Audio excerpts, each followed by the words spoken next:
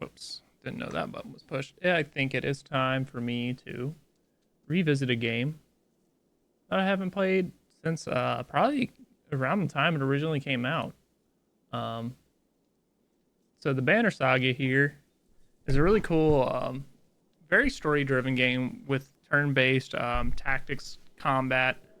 Um, and for me, like I remember playing the first two parts and not the third one. I don't think I ever got around to playing the third part because it is a three-part game. I do have all three parts now.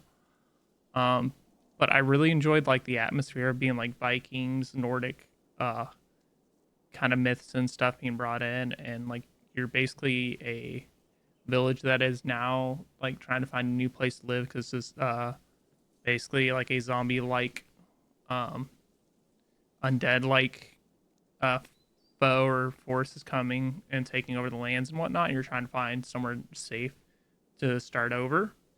And it's got some really cool story choices that will affect your like forces, your village, like resources, and all this. It's got really great music. I love the art style, and something I've been wanting to replay for a long time. So, yee. The story in Banner Saga changes based on the choices you make. You will occasionally switch between lead characters, witnessing the story unfold from different perspectives. But no, it's a gorgeous game, and I'm glad to come back to this after years and years and years of being away from it. The gods are dead. In their wake, man and giant survive through a tenuous alliance, driving black destroyers called dredge deep into the northern wastes. This is an era of growth and trade. Life goes on. Only one thing has stopped: the sun. Stoic Games. But I got a little Zelda on the desk at the moment. Að sjá dreggjan á ferli neðanvor. It has been several long months on the road. The first signs of snowfall We'll see across how long us Zelda stays on on the our desk. approach to Strand, largest of the trade cities on the Val-human borders, and our last collection before returning to the capital.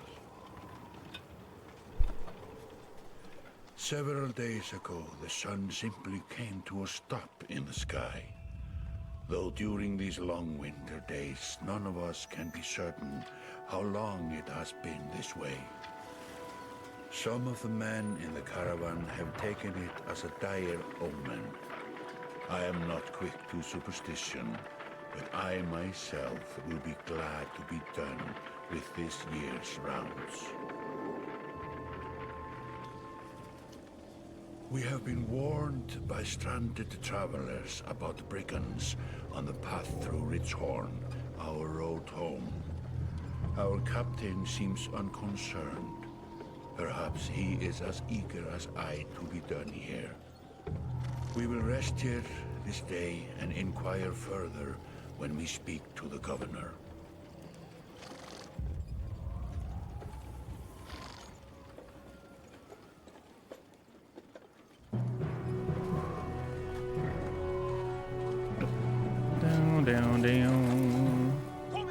It's got like a mix of like old Flash animation and like classic Disney.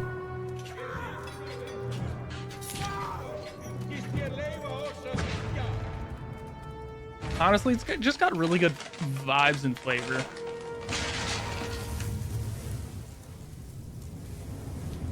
Holy shit.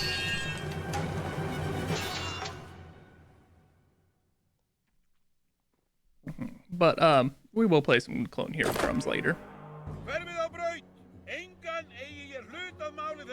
Alright.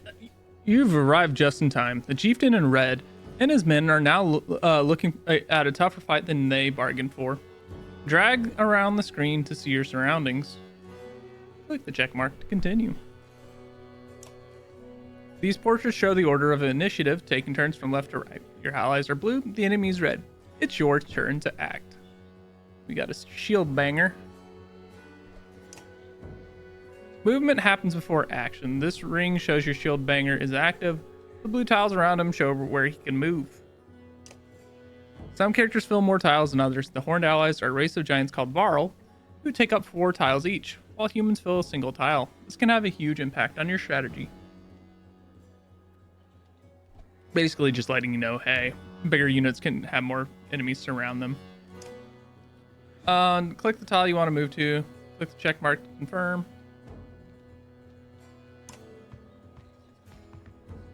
To target an enemy, click the tile in which they stand. All tiles are blue. Ally tiles are blue, not all. And the enemies are red. Target the enemy now by clicking him. You can choose to either attack the enemy's strength or break his armor. The numbers beneath each icon, 2 and 5, show the damage you will do to that stat. Strength counts as both health and damage. A loss of 2 strength means you'll now do 2 less damage. If strength falls below 0, the character falls in bad hole. Armor blocks strength damage, but can be reduced by a break attack. By breaking armor, you open them to more damage in the future. This enemy only has 5 strength remaining. A strength attack will kill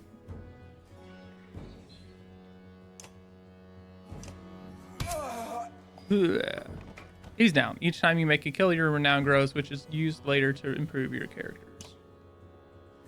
After taking an action, your turn ends. Next up is the enemy turn. Turns always alternate, even if you are outnumbered. Always. Which is actually really nice to know. Despite being at full strength, the chieftain will do little against your shield banger's high armor.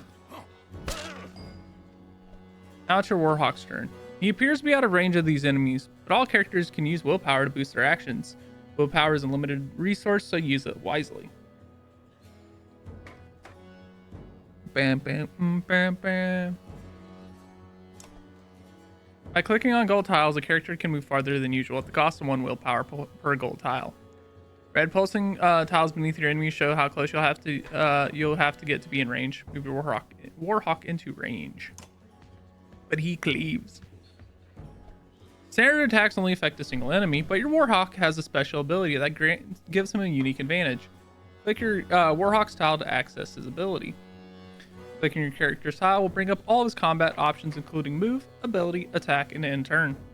Click the purple ability icon now. The ability description appears in the tooltips below. The Warhawk's Tempest ability allows him to slam multiple enemies at once. Select an enemy and confirm your choice. Shkaplow! That made quick work of the chieftain's bodyguards. When there's only 1 enemy left, players enter pillage mode. During pillage, each character moves in order, and there are no more guaranteed turns. Check the initiatives to see how the order has changed. Your allies now gets moved twice in a row. If the character does not move on his turn, he can rest to regain 1 willpower. The chieftain will rest this turn. Looks like the chieftain is in some trouble. Your shield banger won't be able to finish the job with a normal attack, but willpower can be used to boost your damage. Click the fist, then the stars above the fist to add willpower. Slap.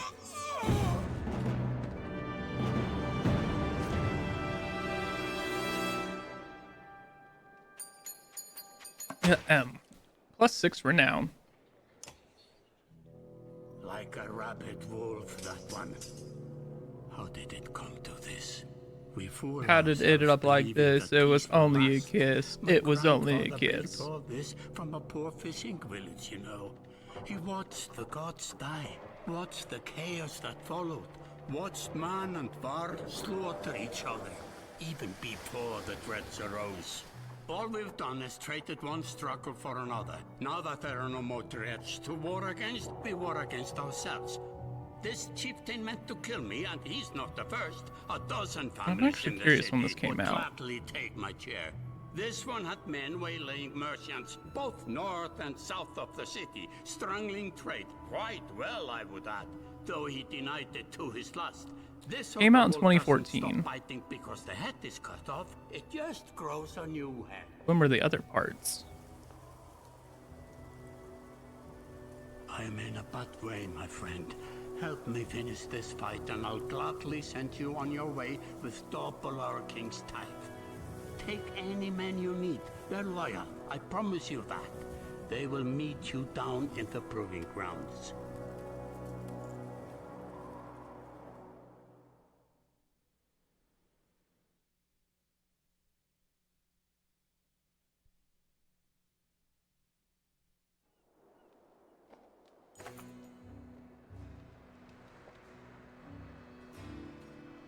I'm kind of just reading the backing ground story to this. Like it was a Kickstarter from like uh, two people that worked on the Old Republic from BioWare left in 2011 after they were done, and then started working on this. And it's actually kind of an interesting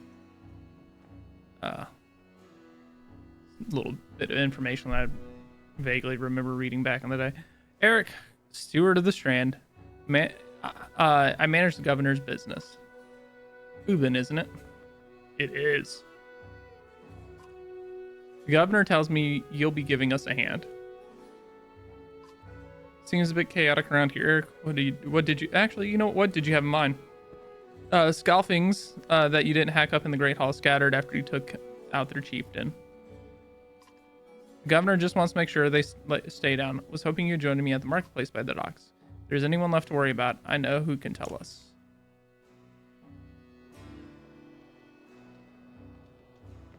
Click the market tent to visit the merchants. Let me handle this. You meander through rows of open-faced houses and eroded stalls. Colored canvases flap on a briny current. One man in particular blanches as you approach. Odd, I'm not in the mood today. For what? Talking to an idiot. The scoffing chief that bled out about an hour ago had. So when you tell me that rat anus, the rest of so when you tell me what rat anus the rest of them crawled out back into, nobody's gonna try and kill you this time. They don't talk to me. You know what he said? Let him take care of it. I'm going to. Eric overturns his flimsy table, scattering Had's assortment of junk across the ground. Gods, Eric, laying it a bit heavy, don't you think? Where are the Scalfings? Noblemen up by East Wall. But that was months ago, last I know.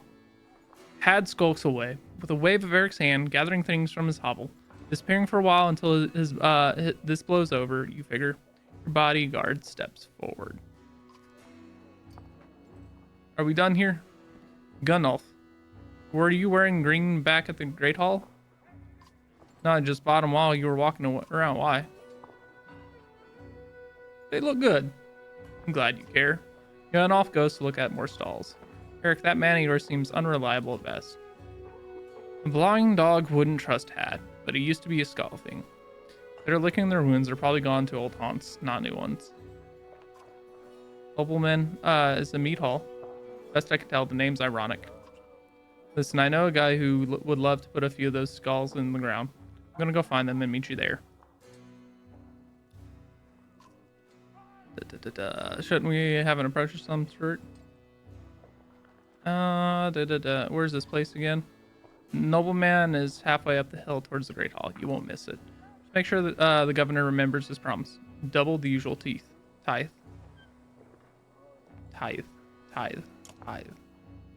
Jesus. Words. Dun dun dun dun. Okay, I see it. But yeah, no. I'm just enjoying the nostalgia already. Like, I don't remember a whole lot about the actual plot and things that could happen. So it's almost as good as a blind playthrough with faint memories of like good times. You arrive in front of what must be the nobleman. A few minutes later, Eric appears with a weather-beaten man introduced as Valgard. I'll point them out, Eric sits over his shoulder. Ready? All right. Let's get this over with. That's the spirit, says Valgard. Okay, here we go. Valgard boots the front door open so hard it won't close again without repairs. As you enter the hall, Eric is already at the head of the table, his axe drawn. Wide-eyed, drunken Scalfings scramble to find their own weapons, turning tables and mead steins in the process.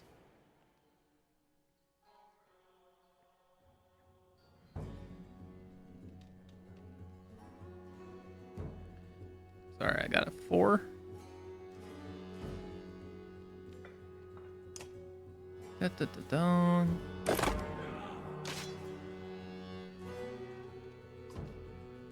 Look at them. It's gonna be butchery. Alright. What do you do? Blocks attack to strength. Blocks damage, strength, and armor for 1 round. Now, how do I undo that? Okay, just click away. Attack him. You know what?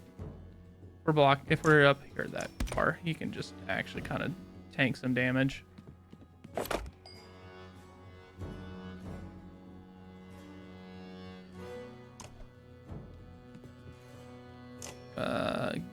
Oil power to anyone in range. Okay.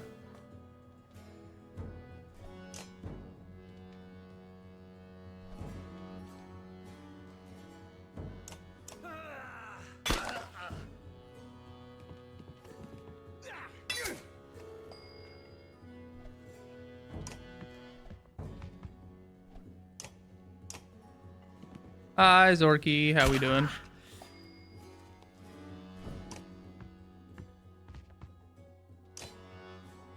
Oh, he's just dead as shit.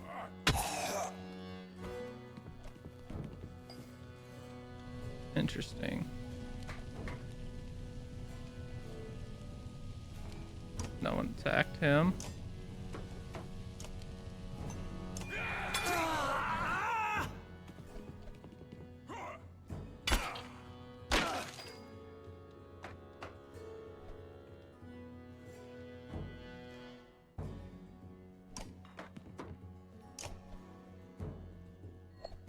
Boom, boom, boom.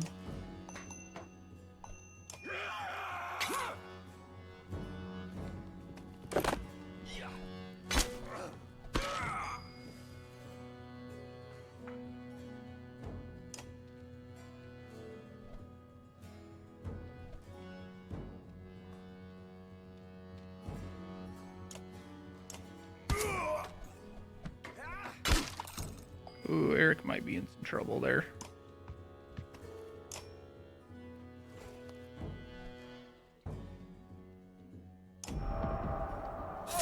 Oh, didn't realize there was friendly fire.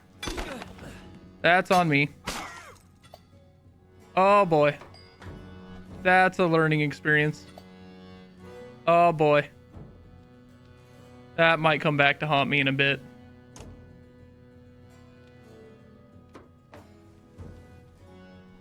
Well, today I learned in boating school pretty quickly. Sorry for all the panic yesterday. I'm sorry you had a rough day yesterday, but I am doing okay. But I'm glad, well, I'm hoping, I should say, things figured themselves out a little bit. Might have killed one of my teammates, who I probably didn't want to kill this early. I'm wondering how this is going to affect the story. Because I'm fairly certain they die in the combat, they dead.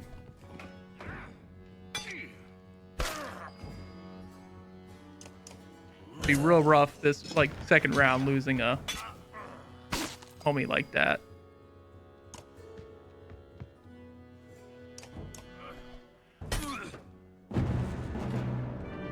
So whoops. Gunnulf is ready for promotion. Okay, he's only injured. We'll see how this goes. Hopefully you can get injured a couple times before you die. There they are. Gods be damned. I've got to go wash off this blood. Eric is looking out the hall's windows onto the bay. A fleet of longships approach with the sails of blood, reds, and blues. One banner I know well, Wagner. Next for Varl kinship last we spoke. The other flag looks important. Yeah, important guess. See what I deal with all day long? Things make a little more sense. You would hope I would have a stake in saying everything's fine here when the royal guests arrive. Not me, the governor. Now I have to make sure there are no rotting bodies or pool of entrails still in the Great Hall before they come by. Can I ask for one more favor? What is it? If you happen to stall our guests down on the docks, I wouldn't object. Maybe I will. Eric and Valgard hustle from the meat hall. To his credit, Eric tosses the barkeep a spar of silver for the mess. You give an apologetic shrug and go to greet the new arrivals down at the docks.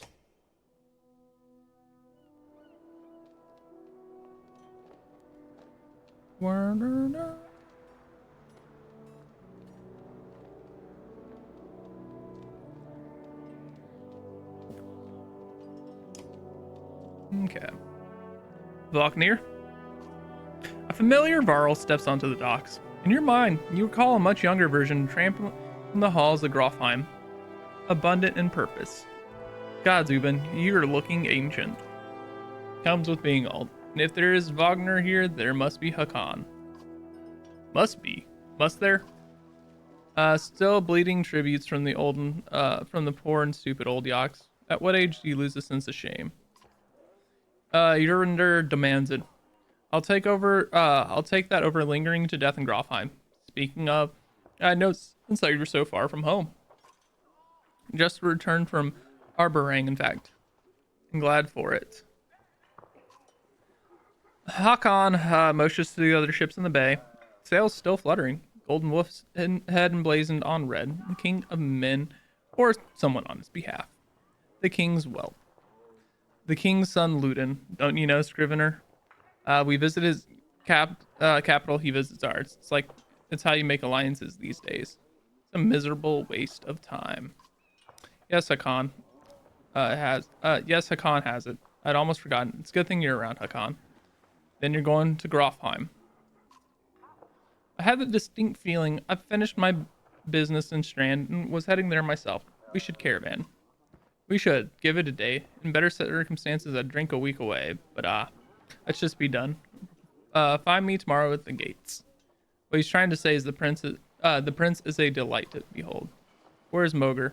Hakan, have him find a place to put up the wares. I'm heading to meet the governor. A host of giants depart in his wake. You recognize a few. Others are strangers to you. Guess I'm off to find Moger. See you in the morning, Scrivener. I'll be along. Now, I'm actually really, really happy I'm finally revisiting this game. The young prince of men ambles from his ship. He brushes off his tunic, scanning the beach with low eyeballs. Ludin looks for all the world the sort of boy who grew up pulling the legs from spiders. The long road back to Grofheim should be more interesting than most years, you think?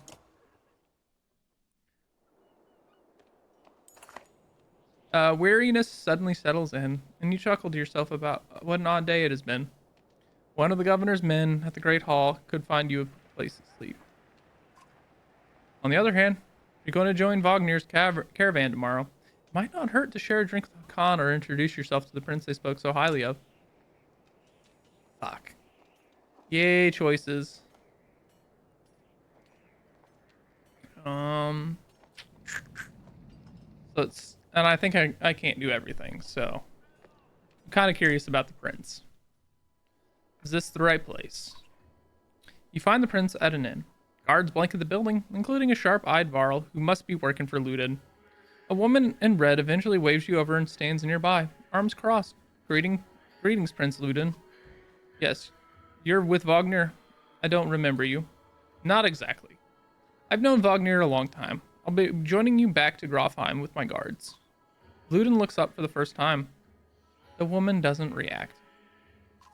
Why? I work for the king, carrying ties to the capital. We cross by chance. Oh, a tax collector. Fine company. What do you want? I have a habit of recording history. I thought we might talk about your visit. A Varl historian. Don't you already know? Your king and mine both have been practically trumpeting it throughout the cities. Been on the road a while, I'm afraid. I will, Zorky. You have a good lurk, and I appreciate the fuck out of you, as always. I've been on the road a while, I'm afraid. Ludin takes a deep sigh. Whether tired or ungracious, you aren't certain. Maybe both. A formality mostly. Wagner came to our capital in Arborang, and now we go to the Varl's capital in Grofheim to cement this grand alliance for the next age of man in Varl. Yeah, he seems like a right fucking Joyce Peach. You sound unconvinced. There's no need for it, and it's damn cold up here. You get the sense he's struggling to not complain outright. You take the opportunity to excuse yourself. Yeah, he doesn't like the formalities of all this shit, and he doesn't feel like it's actually worth a fuck. That's the vibe I'm getting, at least. Scrivener! You find Hakan in a mead house, surrounded by other Varl. Strand is no stranger to Varl, but rarely see this many. Hakan waves you over. Went straight for a flagon. Bognir is the one who agreed to pass up a drink. I wasn't invited to the governor's hall anyway. You already missed the massacre. Every year I make the rounds collecting taxes. Every year it's the human settlements that give me trouble. No surprise. But this time, when I got here, the Great Hall was already full of bodies. We added a few more. Humans. I guess if I only live as long as Yaks fart, I might be desperate to make something of myself too. It's not too late to start trying, Hakan. Hakan lets slip a low chuckle, and Ivarl could recount his deeds, known as he is for cutting a swath through the dredge at Bognir's side in the Second War, and regularly since then. Down here, I'm a glorified bodyguard. You might have a point. Just another reason to get back to Grofheim. Soon enough, I imagine. You drink until the meat house becomes overbearing, then step back into the cool air outside.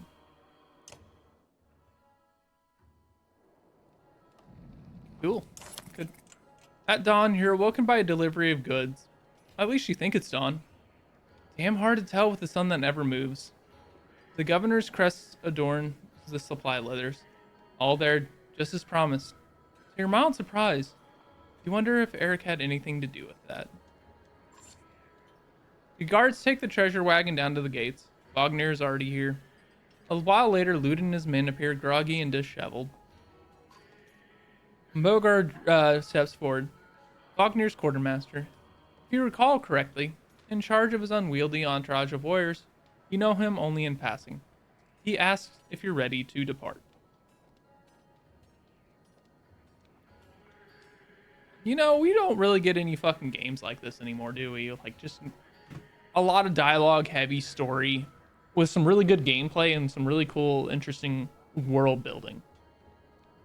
I feel like a lot of it is like attention spans nowadays are fucking disastrously short, including my own in a lot of regards.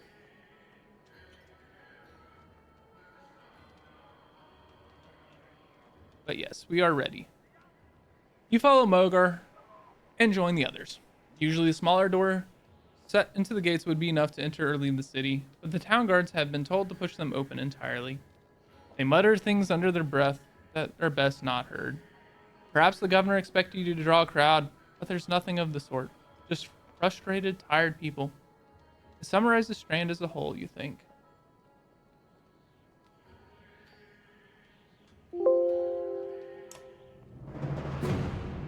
Onwards. Great morale, we got renown, we got days of supplies, we got Varl fighters. Yes. This is gonna be fun.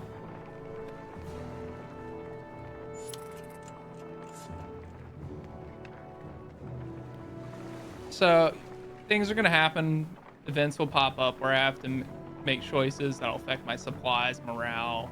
I might lose men, I might gain men. It's a whole bunch of shit. The caravan stops for a day.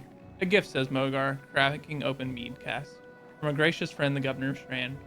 Hours pass with raucous laughter as the mead is passed throughout the camp.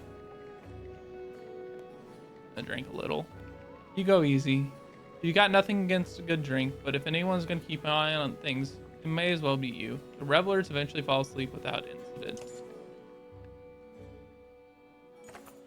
You rise groggily. The campsite, a casualty of merriment.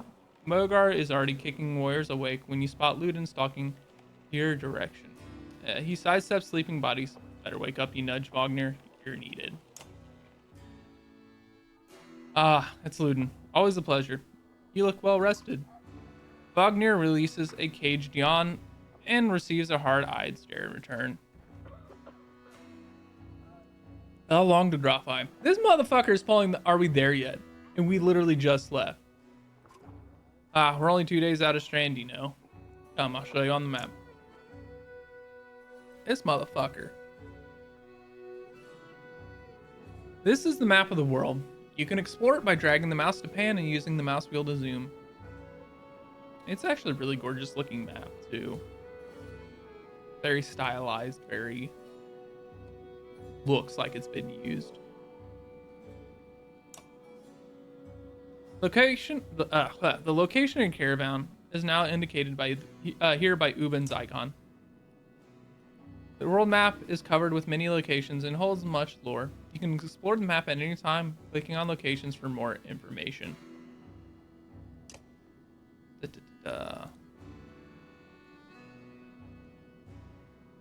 When you're finished researching the world map, click this button to return to return to travel or camp. Alright, so Einerdtoft. Where the fuck is Grofheim?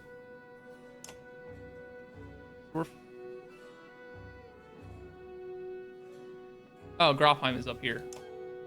Okay, so we're up this bitch. Alright. We head north, then east, past the forts. Grofheim's far from Strand. Going to be a long march. You should have drank last night, Luden. Why not take the ships to Skirmestead? What's the point of marching? The Silverstone Bay is called that for a reason. Stays covered in ice all year. It would tear up the long ships. Too bad though. We could have shown you all the wonder of the Skirmestead. A half-sunken city crawling with dredge and glaciers. You like glaciers? Luden exhales through the nose, a poor disguise for his skin temp. He turns and bats away the tent flaps as he goes, barking at his company in the distance. Don't poke the anthill, Wagner. He seems no happier to be here than you. Spend a few more days with the boy, old friend. You'll be looking for a tall cliff to hop off to. God damn. Really high praise of the prince. Luden's got a shorter wick than Hakan. Thanks, Wagner. Let's get moving. Another half day to Vetterfell, if we're lucky. Camp.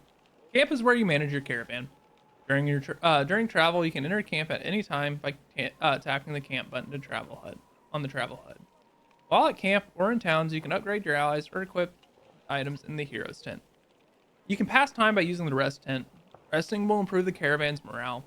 A high morale will reduce casualties in war and affect your willpower in combat. Each passing day will use supplies, so only rest when necessary. The training tent will allow you to safely try out any characters in a mock battle. Tap leave at the bottom of the campsite when you're ready to go back to the road. Leave a gun, yeah. Click on a unit to view stats, promote ranks, and learn about abilities. Click on ability button to learn about its ability. Bring the pain! This character strikes an adjacent enemy for armor break damage before hunkering down and boosting his passive ability. Return the favor. To return even more break damage for one turn. By using Bring the Pain, you can create a forward charge that punishes enemies for ganging up. Interesting.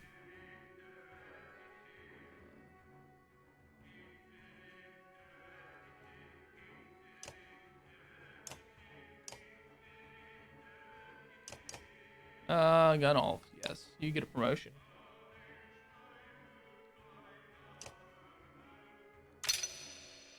The unit has ability points, spin. Dun dun dun dun dun dun dun dun.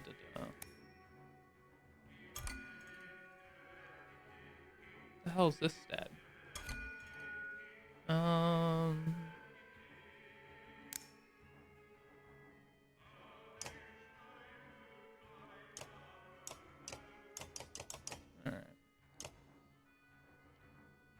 Dun, dun, dun, dun, dun. Hi, Jenna. Enjoy the work, clerk. We are having a fun little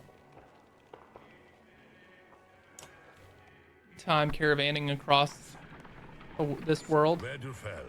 Even the name means bad weather. Nice little Norse Viking-inspired setting. But most are just men driven from Strand with nowhere else to go. If you've ever seen this game, it is very, very fun and gorgeous.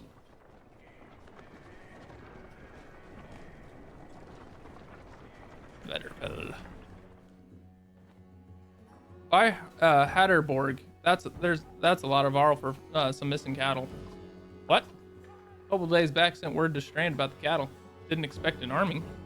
He looks pleased with himself until it sinks in that you're not here on his behalf. Forever your cattle gone. Wouldn't know. My boy's seen men up the hills carrying them away. Don't know many men who can hoist a whole cat out by himself. Scout things out here? Maybe. Could they have Varl working for them? Not from from what the governor told me. Going to take a look around and get camp set up. The peasant spits, his eyes anxiously darting about as the caravan sets up tents. We'll be here no more than a day. There's silver for any food you've got. For hundreds of Varl? Are you serious? Whatever you're willing to sell. You're thinking of squatting. Not enough room for a couple hunters here. Forget hundreds of. Shut up. You hear that? Where's looting? It's faint. Sounds like fighting and something else. The Khan takes off at a run.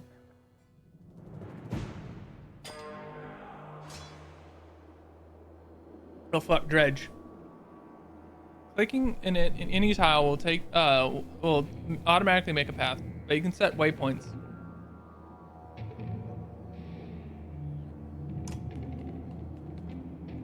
Spearmen can attack diagonally and up to 2 tiles away. Click the top right banner to compare your stats with the enemies. Armor blocks attacks on strength for each enemy armor higher than your strength. There's a 10% chance that attack will be deflected. Notice the chance to hit shown on the attack button. Oh my god, this tutorial is going to get this motherfucker killed. Deflected attacks do no damage. From here on out, you will fail catastrophically if you don't break armor. Damaging both strength and armor is equally important. Oh, the prince is dead as fuck.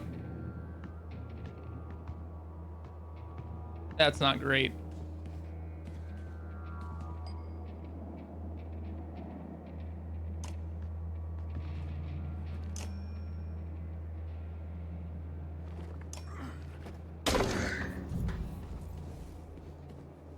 That's less than fucking ideal. Alright.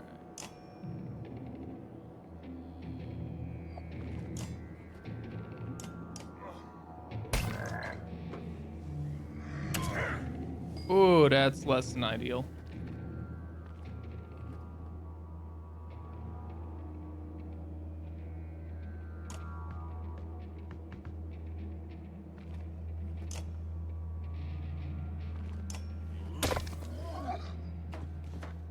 Gunolf, I really don't want you to die.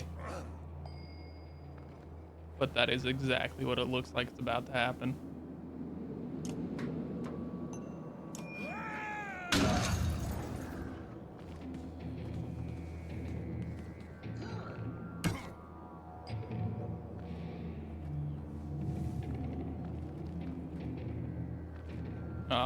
We might be fucked with.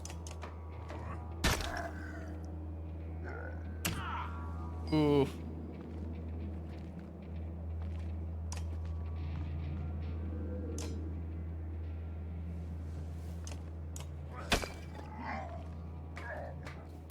That's less than ideal.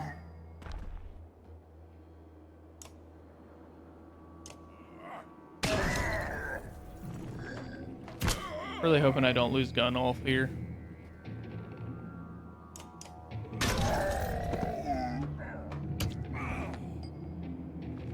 Da-da-da.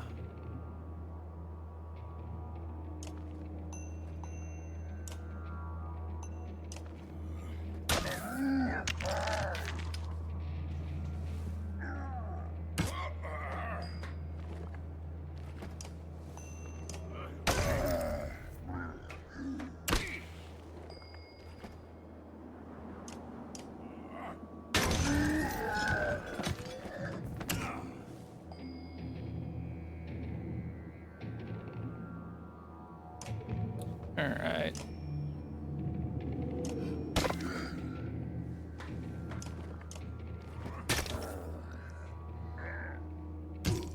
Oof.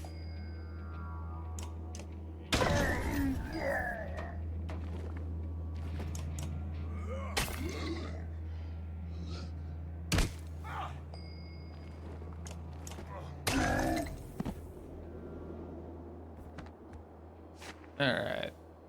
The foe lying dead at your feet would regret ever crossing your path. Yeah, I see that Gunolf has been injured. He kind of got fucking wrecked. You trying to get yourself killed, Luden? What are you doing? I was trying to get a shot in between the plates. You never seen a dredge before, boy. What kind of idiot? What kind of an idiot? Break their armor first. Where did they come from? Where did they go? We didn't even see them. They were just there. Hakan goes to where Wagner lies face down. The future of Vrall King lies motionless, aside from a spreading pool of blood. Ah, shit. Wagner's dead. Chapter 2. Cut with keen-edged sword. That's less than ideal.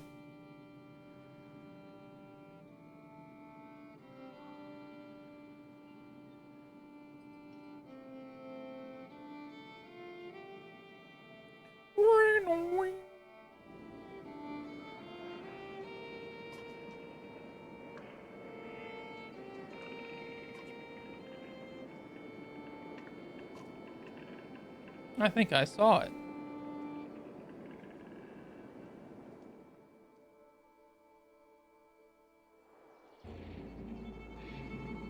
Okay. These two are my favorite, and I remember them the most about this game. Deployment happens before battle. Click your units, Rook and Alette, to deploy them within the blue squares. Now these, I love Alette.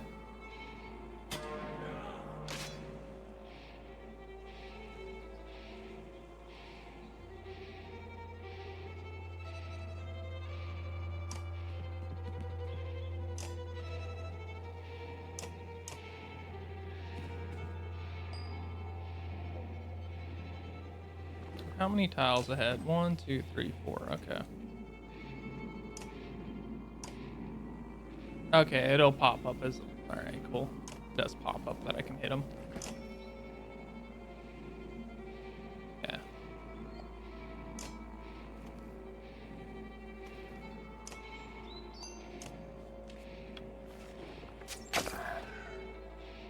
Rook might take a hit here. Ugh. My bad, Rook.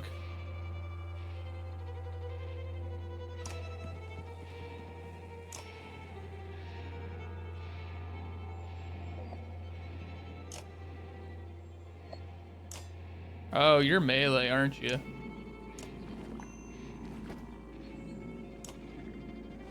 Oh no, you got a bow. I thought he did. No, please. Ow.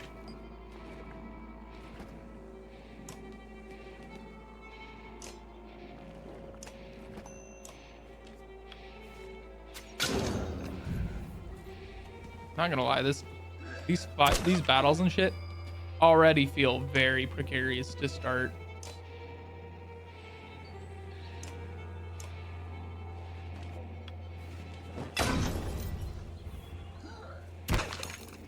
Ooh, we're really taking out our armor, aren't we?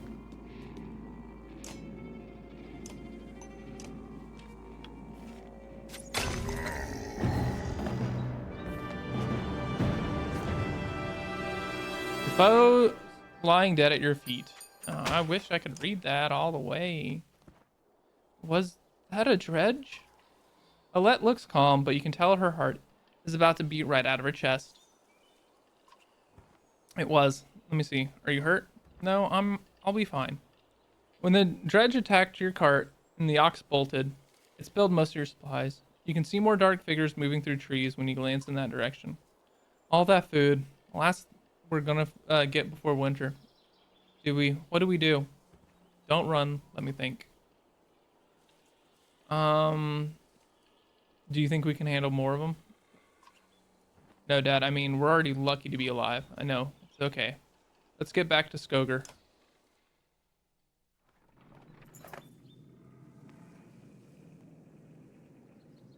Supplies represent food and other goods used to keep everyone alive on the road. When supplies are gone, people will start to die of starvation.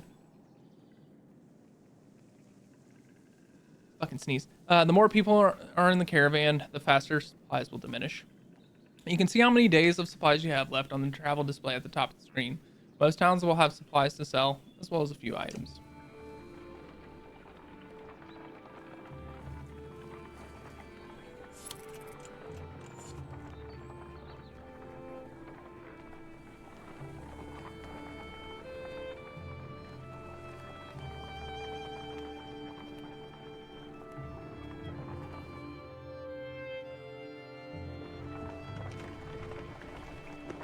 Ba-da-da-da.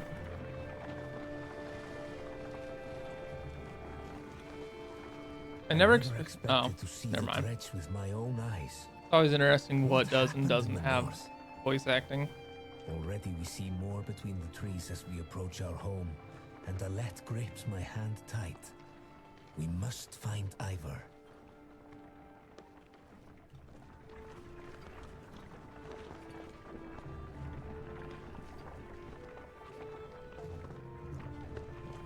Na, na, nee, nee, nee.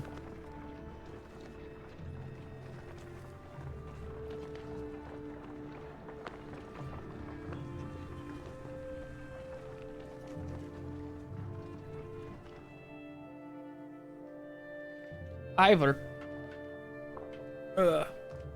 Like Bon Iver? The enormous Varl in question towers over the men in the training field. He squints as you approach. Already back, Huntsmaster. Thought you'd be tomorrow.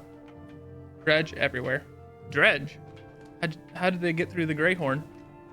Must have broken through the fort. The fighters nearby stop sparring. They gather around you. Damn it, they'll be here soon if they're not already. You hear screams. From the outskirts, people are running toward the Great Hall. Ivor turns to one of the older boys in the group of fighters.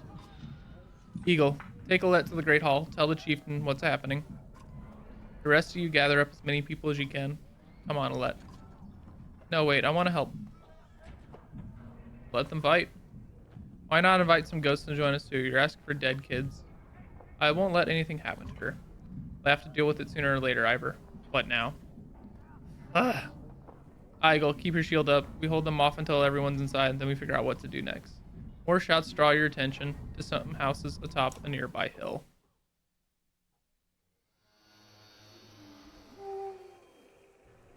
Damn, we don't even get time to rest getting back. Sure enough, dredge are gathering in number. Fear threatens to bubble over into panic. How long do we need to keep this up, you ask? Ivor shakes his head unknowingly. That's a bad sign.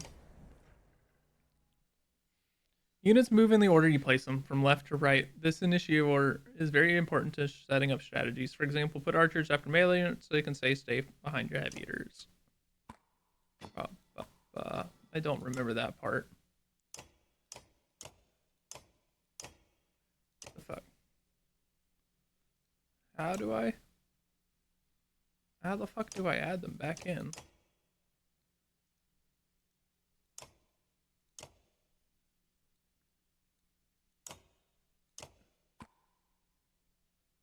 There we go. Lovingly made by a hunter's wife. Alette, you can have your bracelet there.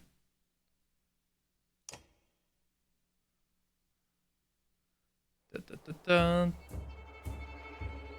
Okay. It's also really cool that each unit has unique abilities and whatnot.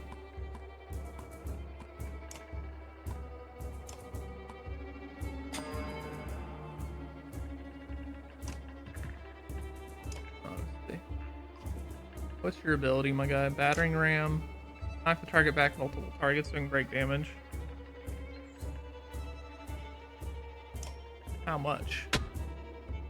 Just one? Okay. Oh, that big boy scares me.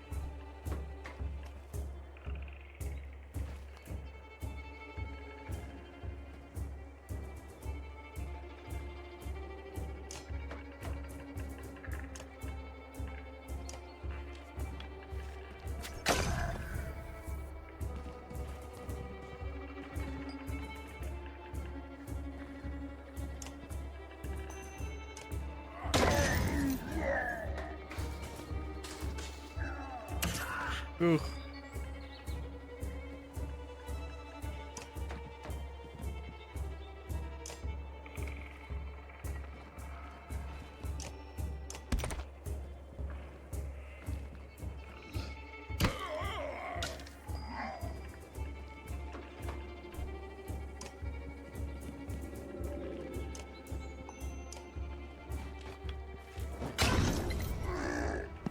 Okay. Honestly, it's the combat system itself that I like.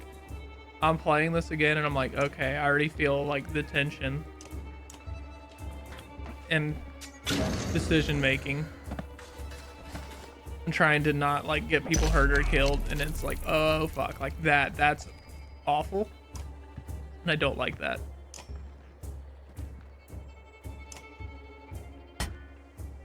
Knock him away. Oof.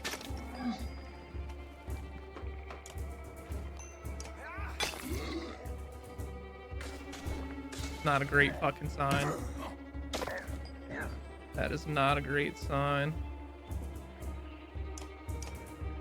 Hopefully pillage mode saves us, but I don't know if it will.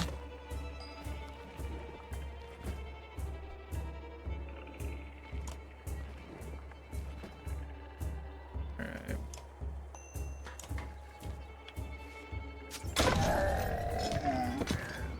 No, because he's going down. Yeah.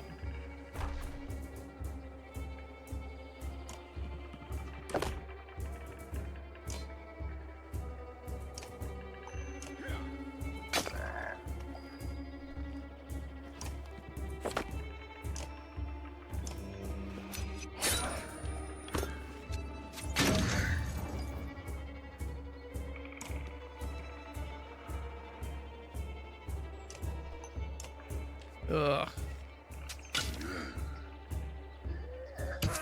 Okay. 1 damage is not the worst, but it still made me cringe.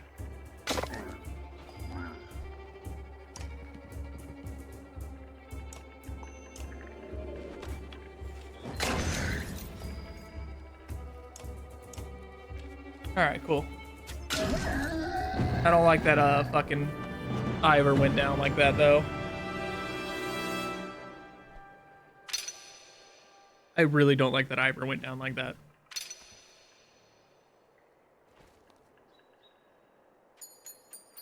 The game also hasn't told me what the fuck injuries mean.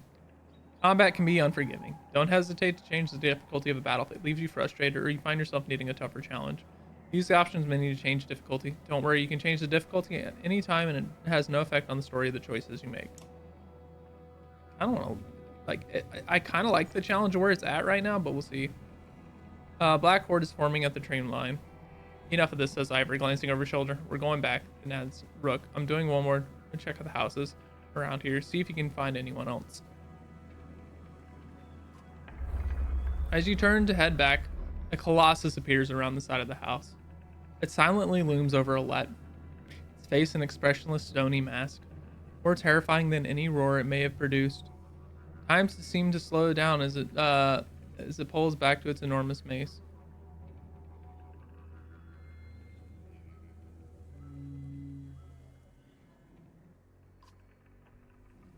As though second nature, you notch an arrow. Alette is standing directly between you and the dredge, making the shot perilous at best. You're off by inches. You just stop thinking. Let it go. Second passes like an eternity. Arrow bounces off the dredge's face, inches away from what you think is an eye. As it recoils and it turns upon Alette again. Eigel rushes to her side. Ivor throws himself between them, catching the mace on his shield and returns the favor, crushing the dredge's head with the shield point. When the dust settles, you can see that everyone is all right. Let's get out of here, says Ivor, as he goes to check on the last few houses. Rook, see if you can find any more survivors and meet me in front of the wall. Bum, bum, bum.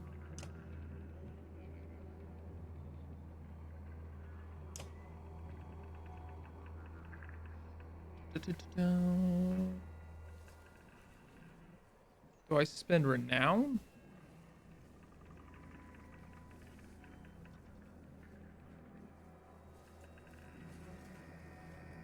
Ooh.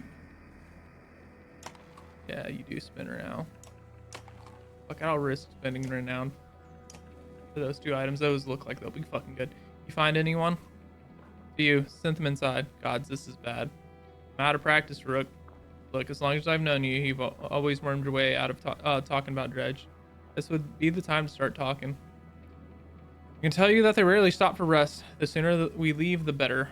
They'll follow us until we're tripping over tired women and children. Then they'll attack. Even after we're wiped out, they'll keep coming, trambling corpses in their wake. There's no end to them. How did anyone survive the Great Wars? Ask the Menders. I wasn't there. But I know you fought your fair share. Yeah, I've killed enough slag for 1 lifetime. That's why you're going to save us now. Don't lay that on me. Come on, let's get inside.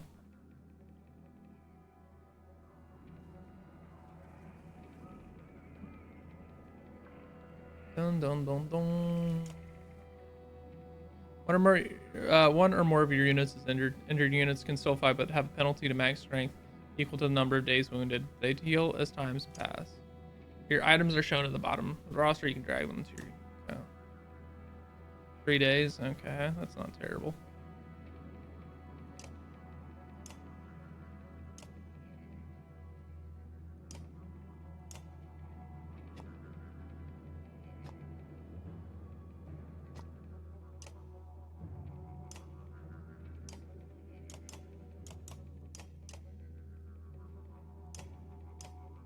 Oh, I see. They have an equipment level.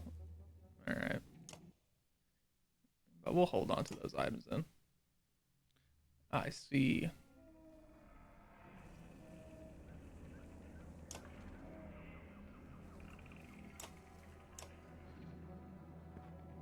Rook, thank the gods you made it. Great Hall is an utter den, filled as it is with dozens of terrified families. Don't stop worrying yet. I haven't. Oh God. Breakfast is coming back to haunt me. One in the depths is going on. Dredge milling around, ransacking houses. The chieftain's wife finds you, pushing through the crowd. They must know we're here. Why haven't they attacked? Don't know. I wouldn't expect it to last. Made some decisions, but tell me straight. What would you both do in my place? I would have left by now. They're already outside the doors. Not so easily done, Rook. I trust Ivor on this. The chieftain sighs, a deep and heavy breath of something. He looks years older. Imagine us fighting back and saving the town, but nonsense. Ivor's right, of course. We can't just sit by and be slaughtered. Where do we go? If Dredge are coming down from the north. Frostfeller to the west. It's close and has its walls. I intend to be free of Skogar in one push. Nobody left behind. I wouldn't. If they followed us, we're done. What do you suggest? Let me create a distraction, then go. I'll catch up on the road to Frostfeller. We created to get that sounds like suicide. What if we set the town on fire with them? That is one thing I will not do. We will return here one day, whether I live to see it or not. Chieftain thinks for a moment. I didn't ask for advice, just to ignore it. Promise you're not throwing your lives away. That wasn't part of my plan, and I'm coming with you. That catches you by surprise. The chieftain rubs his chin, but doesn't argue. From the training she's given Alette, you've no doubt she can handle a bow. Fine, I'll get the townspeople ready. Make your move, Ivor. We'll leave when you're clear. I want Gil with us, says Ivor. If something happens to us, I need him to tell the chieftain. Ivor goes off to find him. Alette finds you. I know that what you're doing here. You have to let me come. Don't leave me. All right, just promise to listen. I promise, she says. Ivor soon finds you both. Let's go. Remember, we're not trying to fight them all. We're just getting their attention. You step into the town courtyard, where you can already see Dredge in every direction. Ivor starts banging his shield and spraying at them. We'll kill a few, he says, and the rest will follow. You steel yourself for a tough fight. Oof. Fucking Ivor being hurt's not ideal.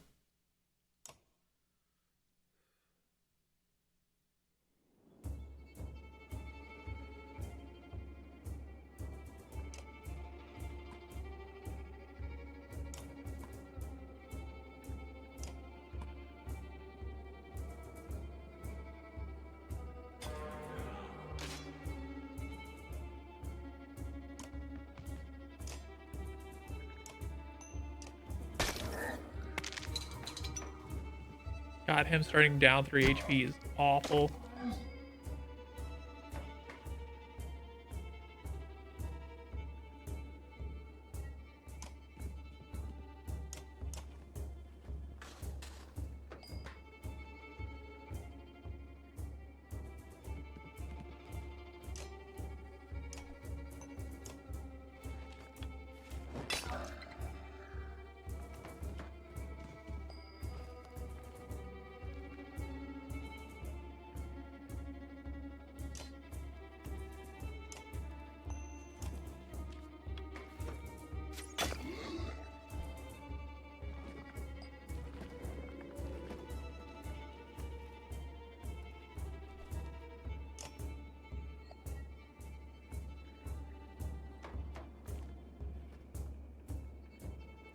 Da, da, da, da.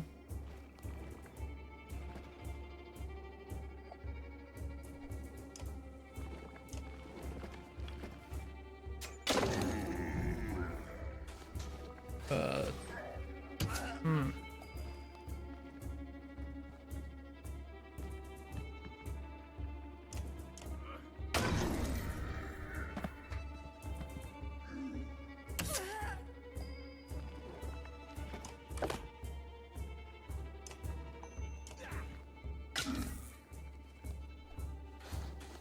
Can we not kill her? Can we not gang up on the fucking woman? Fuck. Shit, fuck, dude.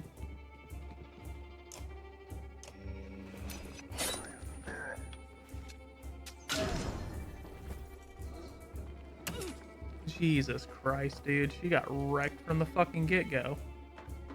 The fuck do you want me to do there, game?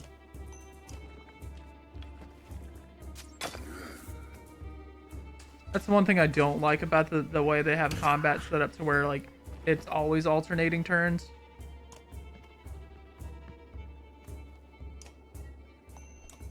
It makes it very difficult combat-wise. Jesus shit, fuck.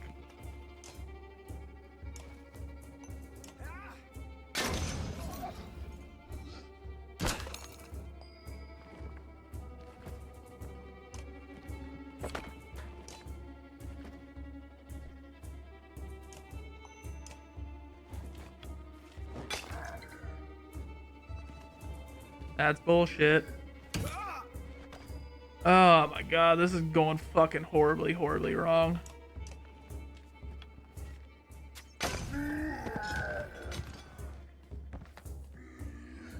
Fucking all... I'm gonna have nothing but fucking hurt people throughout this whole fucking game, aren't I?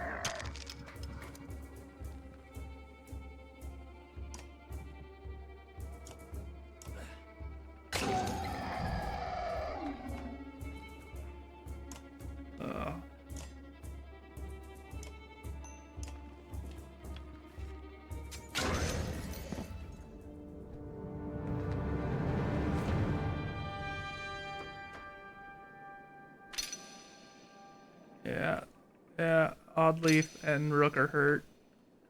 On top of Ivor being hurt, but it's a product of the combat system always going back and forth between people. And when they have like 2 fucking people left, they're going before your fucking guy goes. And I understand that's part of the combat system and the difficulty of the game. I do. Fuck, is that hard to fucking work around? You have no problem getting the dredge to follow. Things begin to look dicey, but you're eventually able to lose them in the thick woods. Where they have difficulty keeping up. You climb to an overlook and wait for the caravan to appear. An hour later, Oddleaf is the first to spot them. There, she points to the road. As you rejoin them, you can tell there was trouble. Some people wounded, others missing. A group has gathered at the rear of the caravan. Oddleaf walks beside a covered figure in the open wagon. Old fool, she says through clenched teeth. I should have stayed with them. The chieftain's death hits you like a blow to the gut. You can continue on your way onto Frostveller in silence. Let's hand firmly in your own.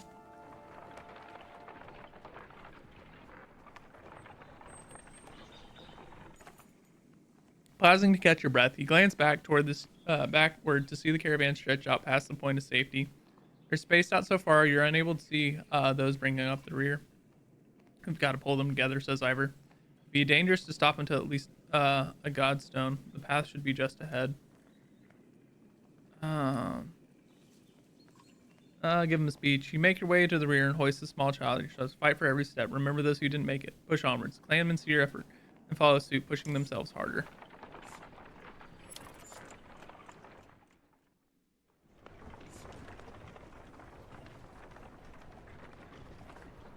Now we got shit for supplies. Da, da, da, da, da, da.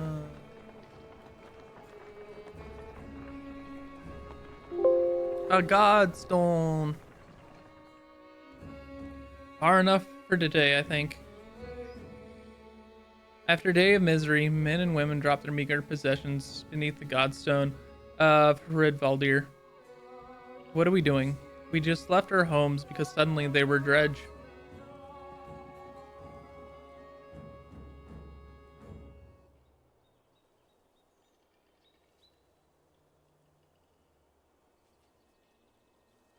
What do you mean?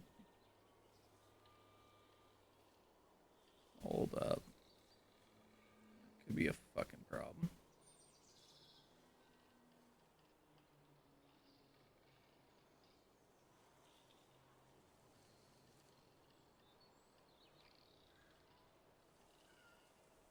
Yeah, kitty. I just had a fucking notification saying my Spectrum payment didn't go through, and I'm like, what the fuck do you mean?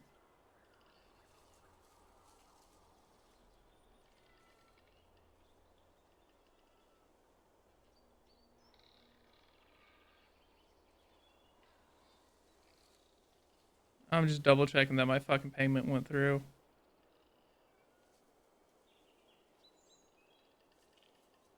No, okay, it's just saying the auto payment that I tried yesterday didn't work. Okay, Chieftain did what I suggested and look what he got for it. Look at these people. Somebody's to hold them together. That's you, Rook. How am I supposed to do that? Lie? Tell them everything's gonna be alright? Gods, Rook, I don't know. Pretend you know what you're doing. It's what the rest of us do. Thanks for the advice. And do whatever you want. Let them fend them for themselves if you can live with it. You humans are absurd, Rook. Furious when you're not in control, terrified when you are. Pull it together. I'm worried about Alette mostly. Keep her close. You do care, I can tell.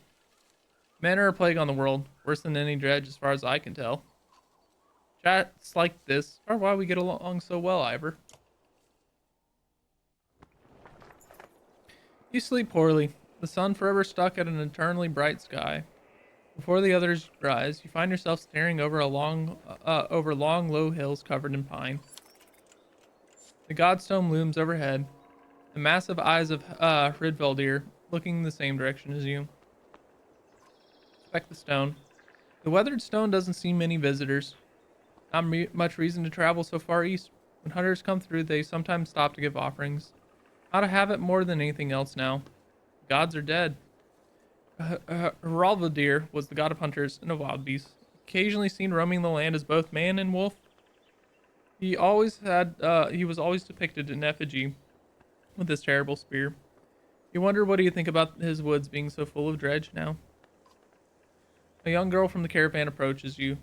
I made this for you, she says, handing you a crude necklace carved from a branch she must have found nearby. Thank you for saving my mama, she says before running back to her tent. Back at your tent, you rouse Alette, who clings to your arm until she's completely awake. Bad dreams. Eventually, the camp is broken down, and it's time to move forward onto Frostfeller. Seems like an end to more. It feels like an end more than a start. Arkenlorin. We ain't got shit for supplies. We're gonna have a lot of people die on the way.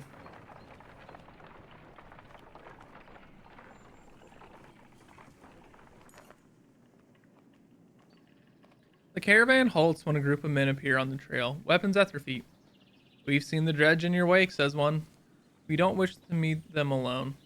If you let us join you, we'll show you a watering hole with enough animals to fill the supply wagons. An inherent fear of strangers raises mutters from the cavern. We kind of do need supplies, though. If you'll be no trouble, come along, you say. The men cautiously join your ranks and prove trustworthy. The hidden watering hole nearby is teeming with animals, and soon your supplies are nicely restocked.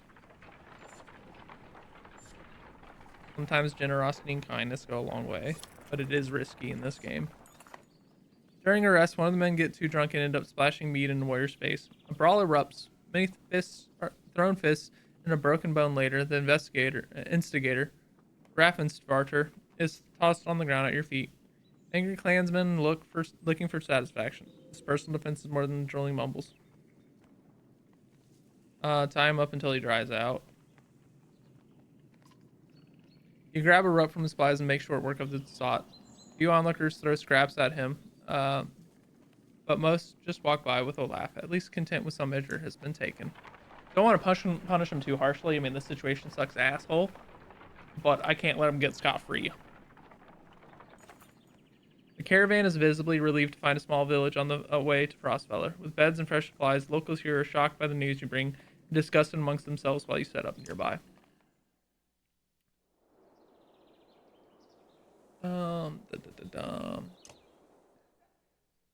Okay, so Ivor's the only one still hurt. Okay.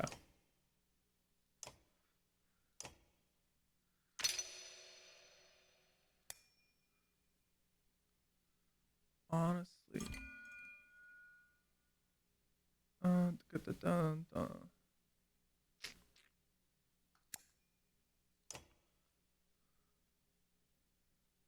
You know what? I do want to promote her twice.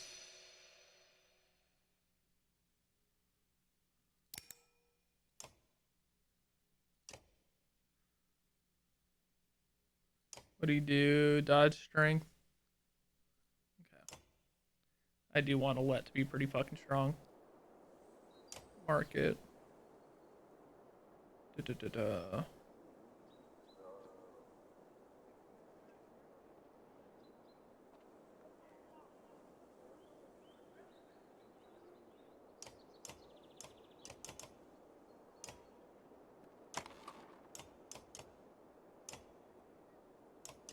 How much supply? Okay. Alright, Eigel, what's up? How's the arm, Eigel? You find Eigel just outside the camp, practicing his sword swings. I saw you taking some hard hits out there. Oh yeah, I'm great. Or, not great, considering everything I'm fine. My arm is fine. It's a strong shield. It's Rook, right? I know we haven't talked much before now. If you want, just call me Gil. Okay, Gil. I wanted to let you know that I meant what I said before about making sure nothing happens to Alette. You got a crush there? Never seen a show like that. Ivor seems to think you're pretty good. You're very protective of Alette. Ivor seems to think you're pretty good. Did he say that? That's good, I'm trying. I've never had to fight anything like Dredge before, but I don't have much else to do, and how many people get to train with a Varl? Just seems like I could be a help to someone. That's what I want to be. I've never seen a shield like that. Yeah, I doubt there are many. My father made this. It's a solid metal, really heavy. I've been practicing with it since I was a kid. I used to spend a lot of time just getting used to lifting it. He raises it up to show you. Pretty good with it now. It's the only thing of my father's I have left. Then when my mother died, she gave it to me. Before she died. Damn, bummers. You're very protective of Let, huh? Well, I don't want to get her hurt. You can see his cheeks turn bright red. Don't worry, she can take care of herself too. I know, I didn't mean easy, Gil. I know what you mean. Alright, he does have a crush. But if you need something, let me know. And I can do anything you need. Between you and Ivor, we're gonna be okay. I can tell. Poor Gil's probably gonna fucking die on the way.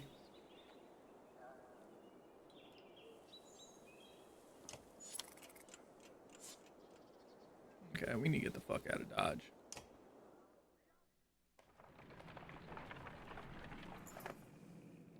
You're only just outside the village when two men in red approach. My name is Hugin. It says one, just another. My brother's Mogan, from the village which joined you to Frostfeller. A third man, exceeding rage, charged up to the group. Shut your mouth, Hogan. What's going on? These bastards don't speak for us. They've been trying to divide the village since you got here. True, you can keep whoever you want. Whoever wants to stay and die. The rest of us will go with the reasonable people of Skoger. I'll have you both gutted before I let half the village desert. Behind the angry villager, a mob of armed thugs have appeared. All furrowed brows and nervous stares. You both know what will happen to the rest of us if the fields are abandoned. Nobody leaves. Let your people decide on their own. We thought that's how it went ourselves. Good number told me to my face they didn't want to be beaten to death by Dredge. Dredge my ass. I don't know what the scam is this time, Hogan. But you got two choices. Get back to work or I'm finally putting you in the ground. Hogan, what do you say? I thought it was unfair that he only asked me? Hogan draws his axe slowly, followed by Hogan. Despite their confidence, the brothers are significantly outnumbered. I think I make a poor farmer. Oof. Ivor steps forward. The thugs hesitate. As you pull your axe, you notice that Alette is nowhere to be seen. Yeah, I don't blame Alette for not being involved in this one. It's a little, honestly, kind of a selfish engagement. But I'm kind of for the people being able to leave. It's kind of bullshit.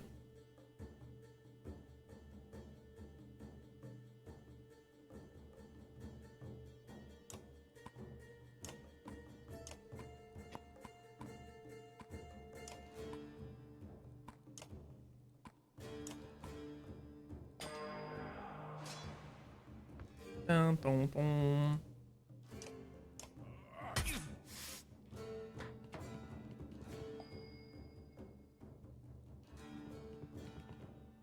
Homie does not have much move speed. Oh, exertion's the amount of willpower you can use on an action. Got it. Okay, I see what that is now.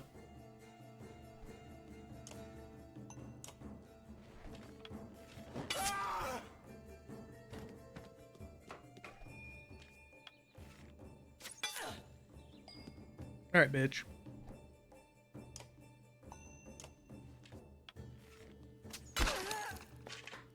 I would like Oddleaf not to be attacked like that.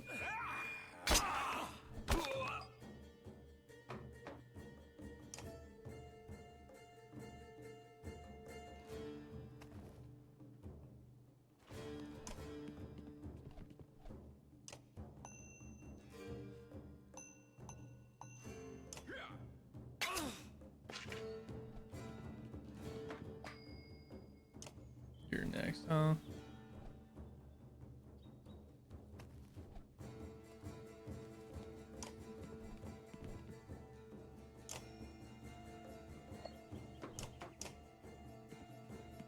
Okay, you're going for the Varl.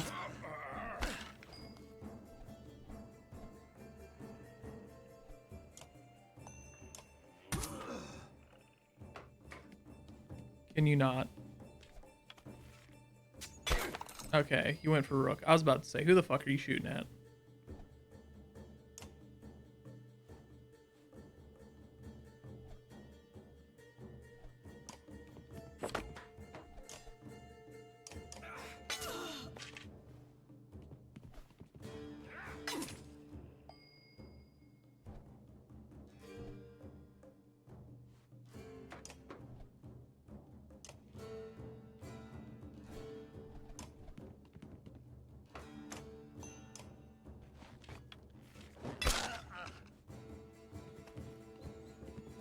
Fucking really?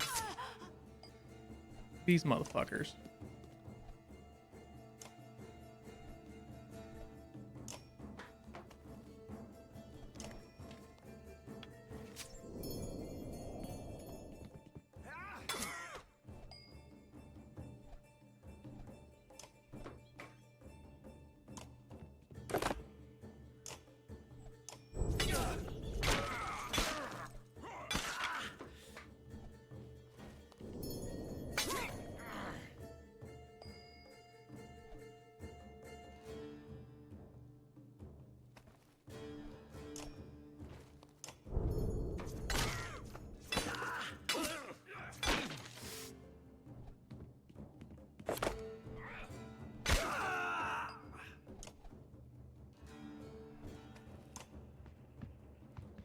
I feel like Oddleaf's about to get fucking hit again.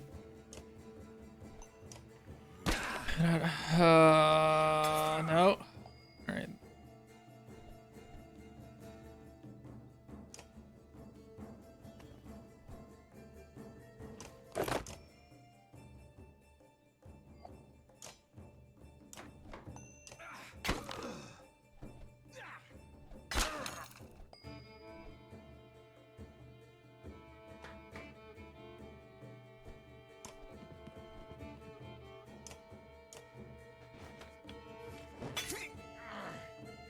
Fucking hell, combat's hard.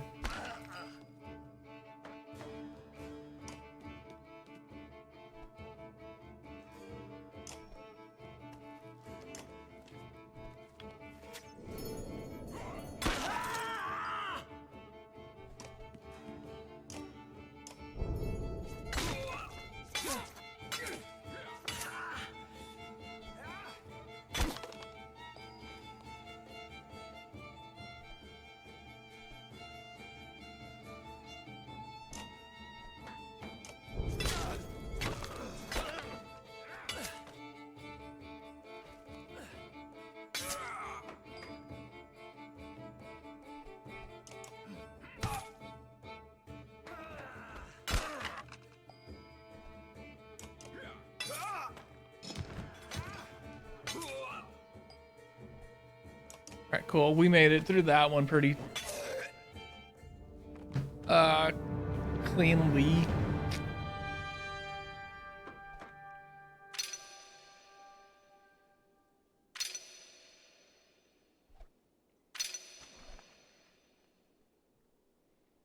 Okay. Now the combat feels fucking intense.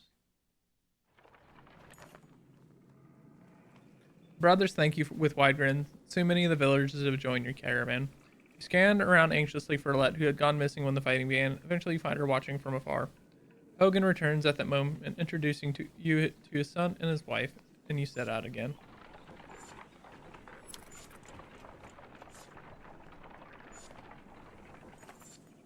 Alette marches quietly alongside the caravan, a little distance since leaving the village. When you stop for a rest, Oddleaf approaches you both. Alette, I have something for you. Oddleaf has gathered up the long banner from the caravan and smiles warmly as she passes it to Alette. What's this about? I was hoping you would sew up the banner with everything that has happened since we left Skogar. Come find me another time, Rook, and we'll talk. Before you can comment, she departs. Dad, are you the chieftain now? Looks that way. Well, then that means you're both quiet for a while while Olette unfurls the banner. Oddleaf has been teaching me how to sew. She speaks pretty highly of you. Hi, baby. Can we read the part about Mom? You nod. On the banner has been sewn stories of the families who lived in Skogar throughout the years, just as is done on every banner in every town. I wish she were here. I'm kind of glad she isn't. The section of the banner about your family is short. Alette has been sewing in colorful designs. Why do you say that? So she doesn't have to deal with all this dredge, leaving home, and... Why did you have to kill those men in the village? I mean, if it's okay to ask. I had to make a hard choice. Because the dredge are terrifying. Every time we have to fight them, I just want to run, but I don't want to kill a person. Please. Are you mad at me? I'm glad you don't want to. Alette smiles at this, then her face sinks again.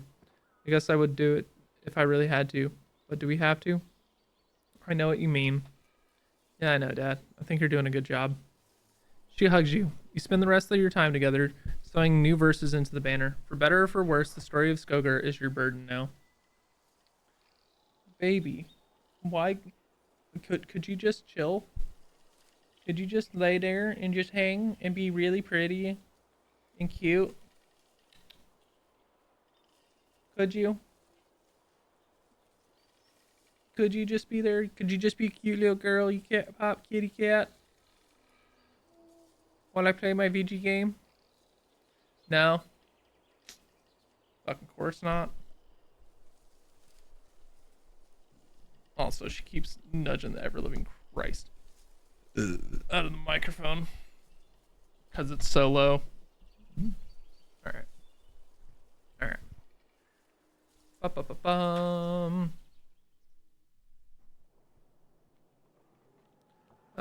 Heroes.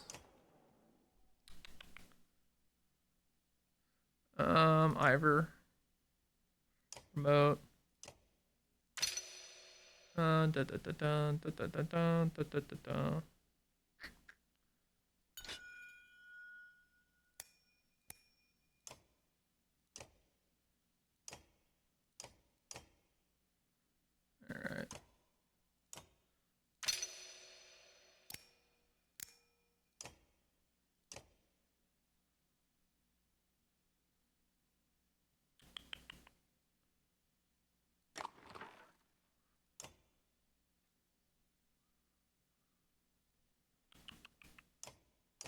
Okay.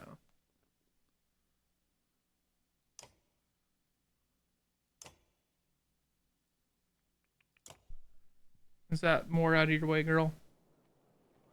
Okay, Odd Leaf, what up? How are you doing, Odd? I'm alright. Not at first. Sometimes when a loved one dies, people say it doesn't sink in for a while.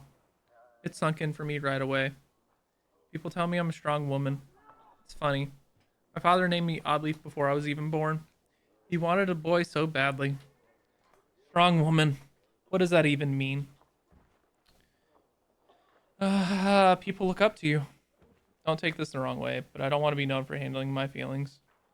If I feel nothing about my husband dying, people will think I'm strong. If I cry because my insides feel like they're on fire, I'm weak. Why does this feel so backwards? I'm sorry, Rook. It's been hard. You're not sure what to say. In the many years you've known the chieftain's wife, this is probably the most you've ever talked. You asked me to come find you. Yes. It's about the banner. I thought about it a long time. He asked me to give it to you, you know, if something happened. What would you have done? That's what I've been thinking about it so much. It should be mine. I could carry it, but I thought about why he named you. I get it. They won't follow a woman. Families would leave. Our banner would be divided. Honestly, I'm just gonna have to agree. You're probably right. I know I'm right on this one. It's not just about a small town. What happens the first time we need something from another clan? How will that go? And the first time someone thinks that they can take advantage of us. I think this is what has to happen. I rely on you. I'll be there when I can. Just don't expect any miracles. Listen, I know I dragged this out. The truth is, my husband and I can never have a child. I don't want our banner to end here. It'll be safe with you and Alette. I know you're going to take care of her. She puts her hand on your shoulder as she heads back to camp.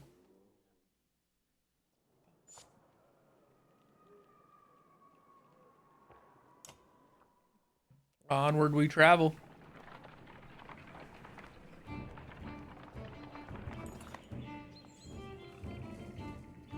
At a small split in the trail, a few fighters stop to speak with you, each carrying a single pack. We recognize this place, one man says. Spent several years here with some kin. If they're still around, we have to warn them what's coming. With luck, we'll find you in a week, again in a week.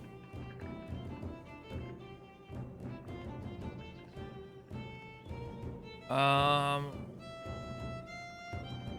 Read as they please. You thank the men for coming to you, but raise your voice for everyone here. We all make decisions for ourselves and our families. We're all free to do what we must. Agreement echoes throughout the caravan as a small group of men take their leave.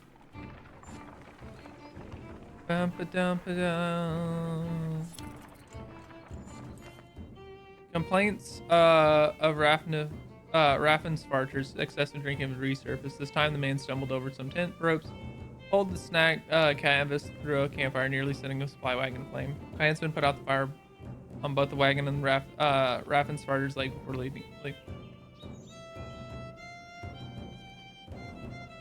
Ugh.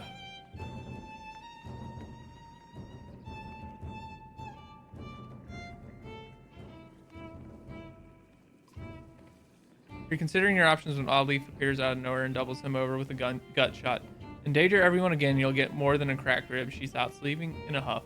Others come back to their business, satisfied with the outcome. Oddleaf with the fucking assist on that one.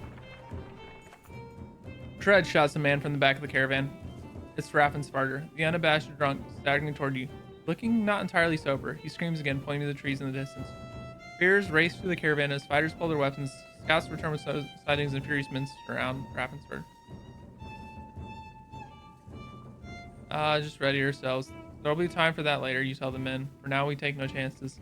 A full day of uneasy rest passes, no signs of dredge. The caravan is annoyed, but the scare and the delay.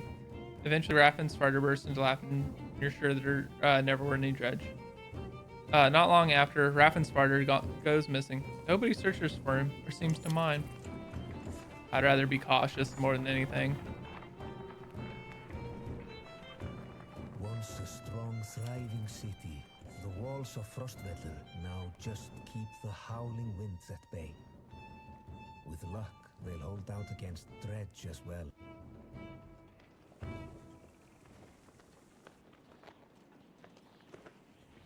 Dun, dun, dun, dun, dun, dun.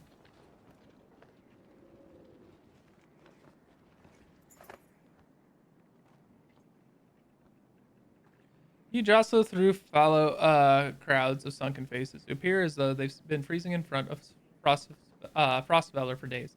The gates are closed. You come to a stop at the bottom of the hill. This is not looking good. Why are so many people in the fields? You can't stay outside in the open like this.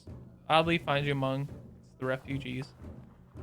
Brooke, I just talked to some of the women here. Nobody's being let inside the city. Why?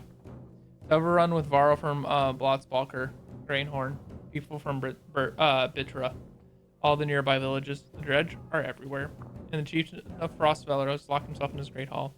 Then that's when they close the gates. When the Dredge come, these hills will turn red. We have to get in there. We're getting in the wall somehow. I want to know more about what's going on.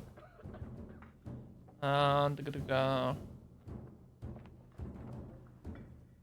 don't want to know what's more. I see a lot of people gathered around that rest houses and gates.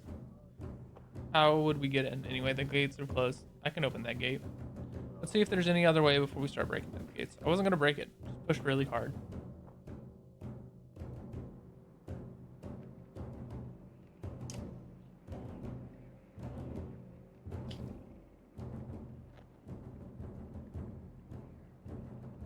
Okay.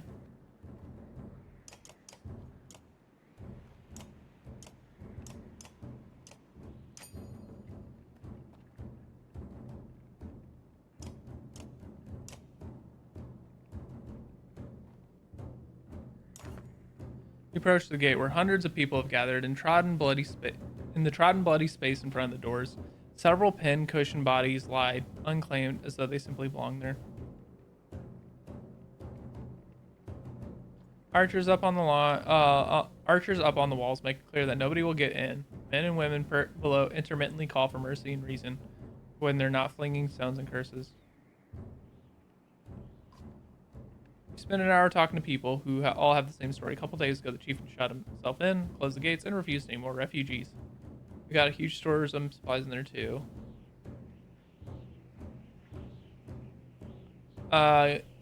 Igil pulls you aside. I was following the outside of these walls. There's a water passageway we can squeeze through. Not the whole caravan, but if we have a handful of skin inside, we might open the gates. Not fitting through there, says Ivor when you arrive. Go on without me. It looks like you'll get on top of the walls and down the gate where you can open. Wait for us at the gate. This is gonna be rough. When Igil said water, you should have guessed run off. Still, you managed to squeeze your way through the tight stonework and force your way past an iron gate.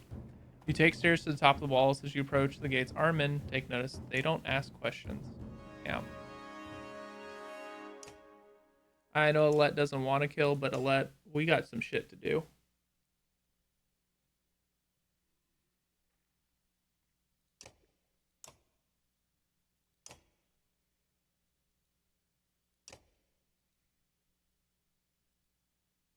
Okay. All right. But we got the twins.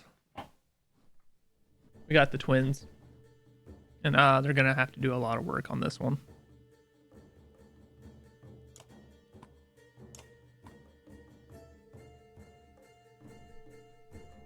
All right. Let's roll.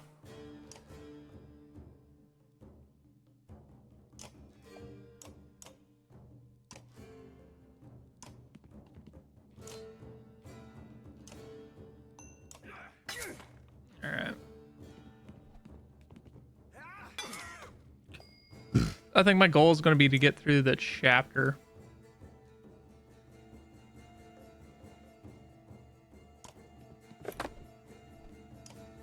And then we can set up the drums and rock out.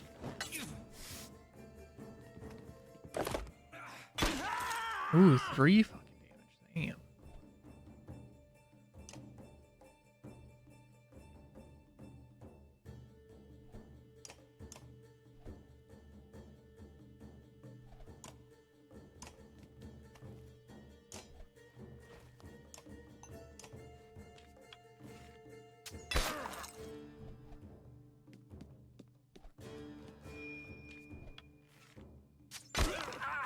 Oof, Gil's taking some rough smacks there.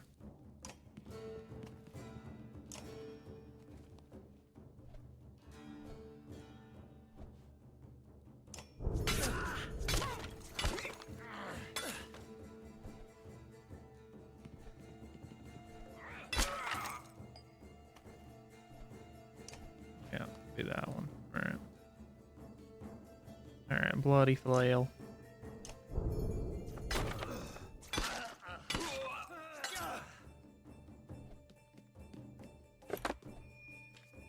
Kind of sucks not having Ivor, but ow, fucking Alette, really? That's fucking rude.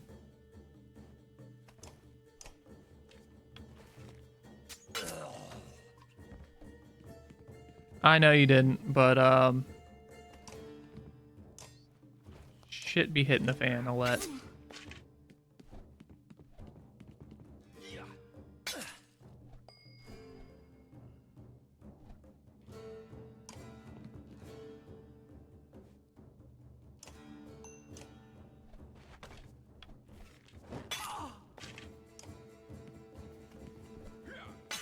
Damn, you're really fucking picking on Rook, aren't you?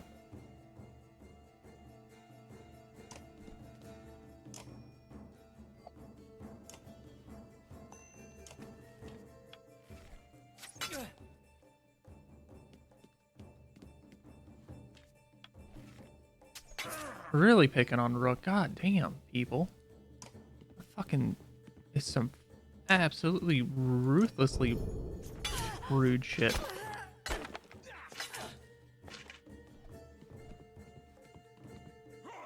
Yeah, Rook's gonna be hurt after this fucking battle, and I'm not gonna be able to do anything about that.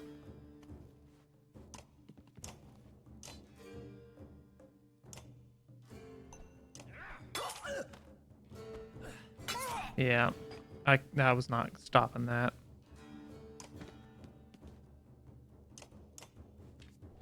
How we doing? Ooh, Gil with the fucking quick step dodge.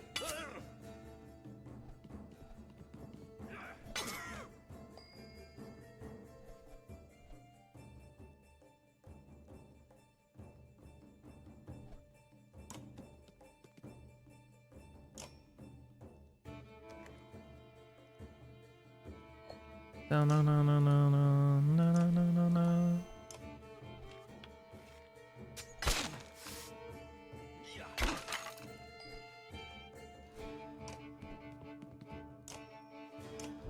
We are playing up the Banner Saga.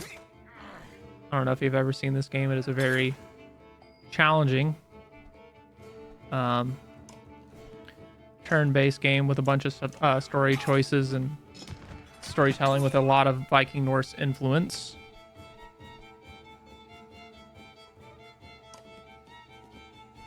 But we are making our way through the openings of this game.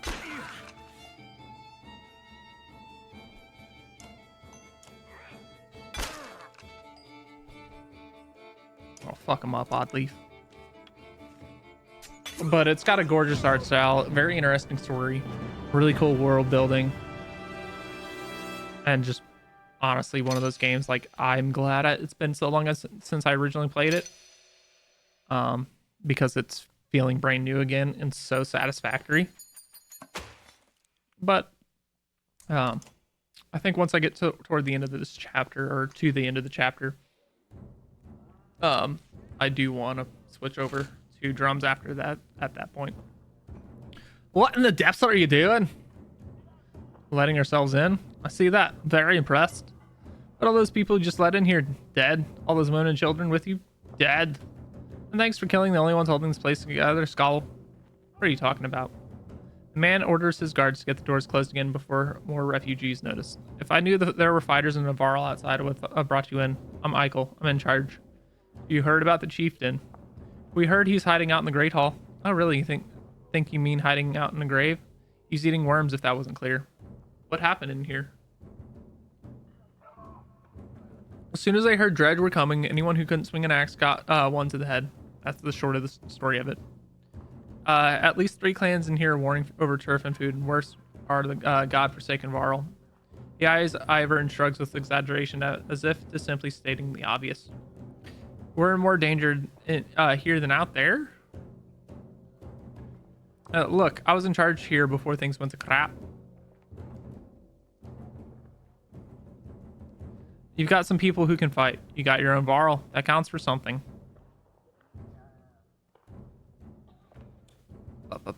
I can keep your flock safe in the Great Hall. You fight for me and take back Frostfeller. I don't take sides. Too hard to tell when the good guys have become the bad.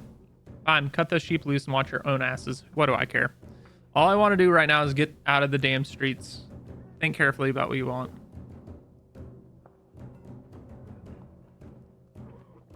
Good, because whatever else you were thinking would have been a bad idea. Eichel shouts to his men, and the gates close. Hope we know what we're doing. Making it up as we go, Ivor. Yeah, I really don't think I have much of a choice. Okay. Not quite ready to wrap up this segment. And, of course, my internet goes to absolute fucking cock shit. Alright. Or at least it did for a split second. Hakan, we're back. We're back to the other team. The other group. I was able to get out about as many warriors from Strand as you needed. More weapons, extra supplies. You perk up just now realizing Moger has been talking to you. Since Wagner died, everyone has been looking to you to make the decisions. It's exhausting. Hakan? I heard you. I was saying the Varl we sent to Strand have returned. The governor gave us most of what we wanted. Good enough. Much resistance from the governor? Some. I don't think he was happy about us buying his fighters using his own money. He also insisted we take on a lackey of his to watch over his property, a man named Eric. Eric, I met him. Seemed competent enough. Regardless, the governor will have to get over it unless he wants Dredge calling through his streets. We've put down every slag that has wandered through here while you were gone. Enough flapping of mouths then. Sure that wound is healed, Luden? I agree. Enough has already gone wrong. If something happens to the prince on this mission of peace, the alliance would rot, or worse. You know what? Luden makes his own decisions. We'd only be made to do this again later, and I will not suffer a second time. Either take us through the wandering road or do your job and slaughter some Dredge. Luden turns abruptly with a scowl. He stamps back to his ring of tents and followers. Wandering road's not an option with this many. I could crush that boy's skull with one hand. If Luden won't be deterred, you'll have to deal with it. Don't let Luden get to you. Let's go. I'm sick of looking at this dump. What do I tell the warriors, Hakan? Tell them to be cautious, no more losses. Honestly, fuck it. Tell them to cover the mountainside in bodies. Good. Give the word and we'll set off. All right,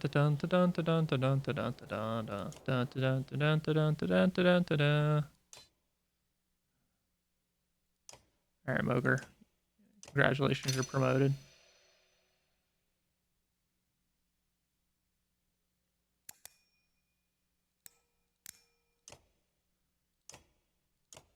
Okay.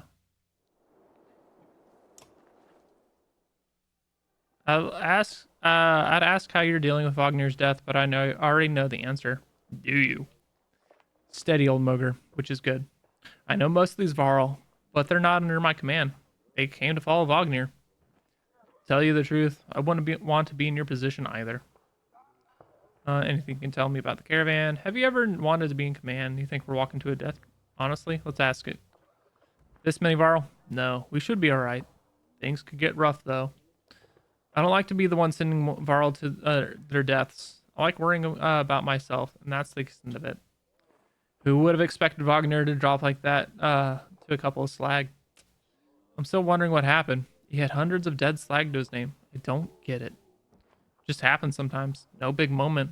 I'm sure it surprised him more than us. Although I have to wonder. Nah, never mind. Anyway, I'll worry about the warriors. You worry about not doing something stupid. That's asking a lot. Anything you can tell me about the caravan? Throw together this many Varl. Half of them want to hit each other. The rest want to be left alone. Anyone I should keep an eye on? There's a couple clan leaders trying to show off for each other. Not a big deal. I've got it under control. The fighters we just got from Strand aren't bad, but they're unruly. Give it a few days. There are a few moaning about fighting for you instead of Wagner. Those are the ones I want to worry about. What about Ludin's men? They don't want to hear anything from me. I know that. Any problems? Could be. Ludin's pet Varl is named Bercy. I'm not sure where he came from or what his deal is. Bastard knows how to fight, but there's something I don't like about him. His girl in red is scary too. Ursa. She's probably the best fighter Ludin's got, to be honest. I've overheard some Varl call her the witch. Why? Flaming arrows, I think. It's a good trick, but the fire upsets our Varl more than the dredge. Still doesn't make sense. Witch. They're not scholars, Hakan. I think they're mostly just afraid of her. That makes more sense. Don't let her find out. Alright, let's get back to it. I don't really care much about the other options. Ubin. You knew him well, didn't you? Wagner? No. Well, I don't know. I remember him.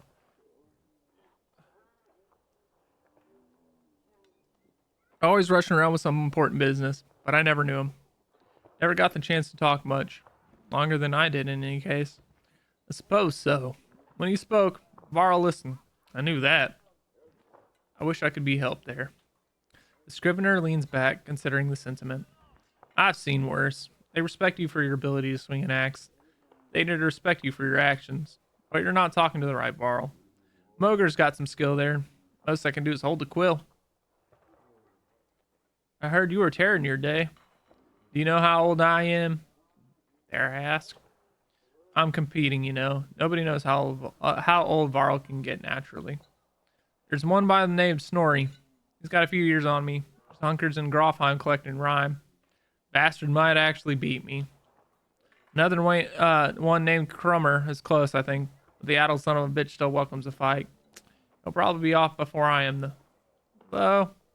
Scrivener gestures around him as if to remind you of the current situation. You chuckle. Anyway, point is, what difference does it make? I'm just a delivery barn for Jornder now. Can't remember half of what I've done. Hence the journal? Hence. Don't get fancy on my behalf, Hakan. Okay, I won't. Alright. That's all I really care to ask there.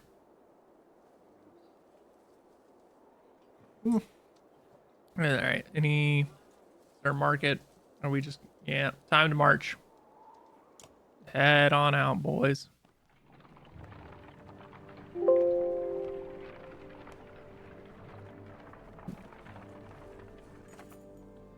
Look at that, Moger says in the hills. More dredge.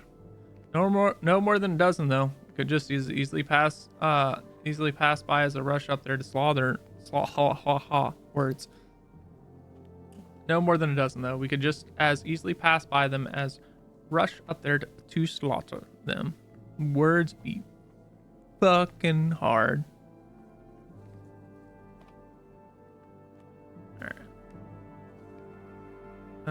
Honestly, fuck it. The caravan stops and waits while you lead a small detachment. You tell Luna to stay by the caravan. He folds his arms, mutters like a child. Or like being treated like a child. Dude, Gunolf is still hurt. I'd rather take out some fucks. Ba-dum.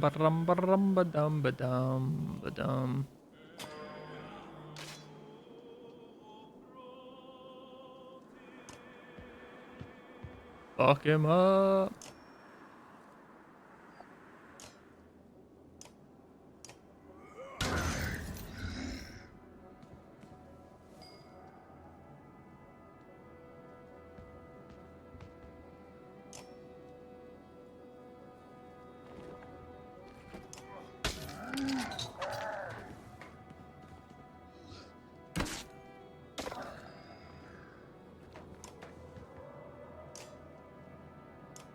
Kaplow.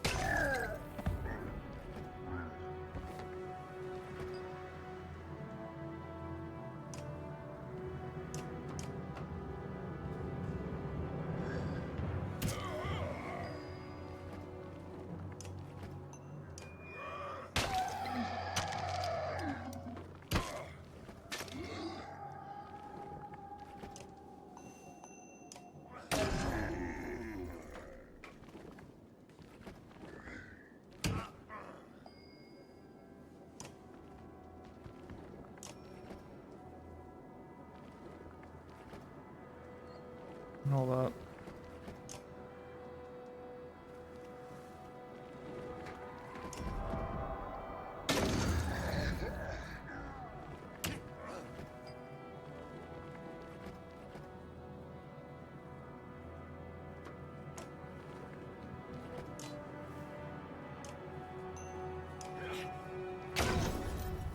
Might be a waste of willpower, but I'd rather not risk.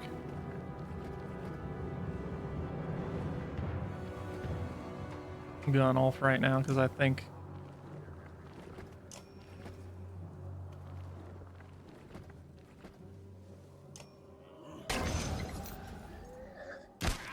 yeah.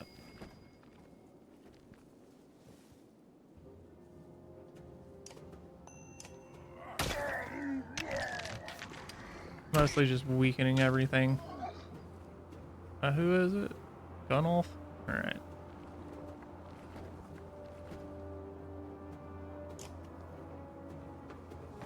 Oof.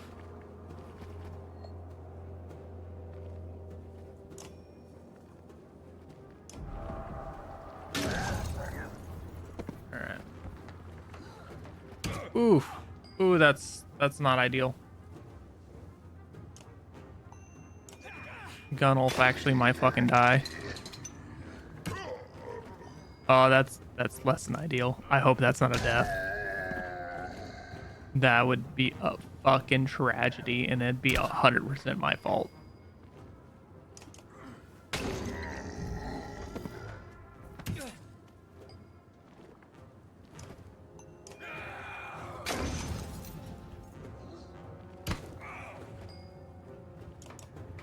That 100% might just be my fucking fault.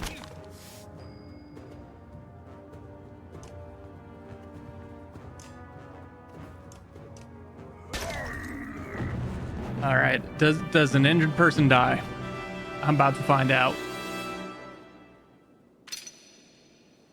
And it says he's ready for promotion. Okay, it just says injured, so he just might be hurt for longer. All right.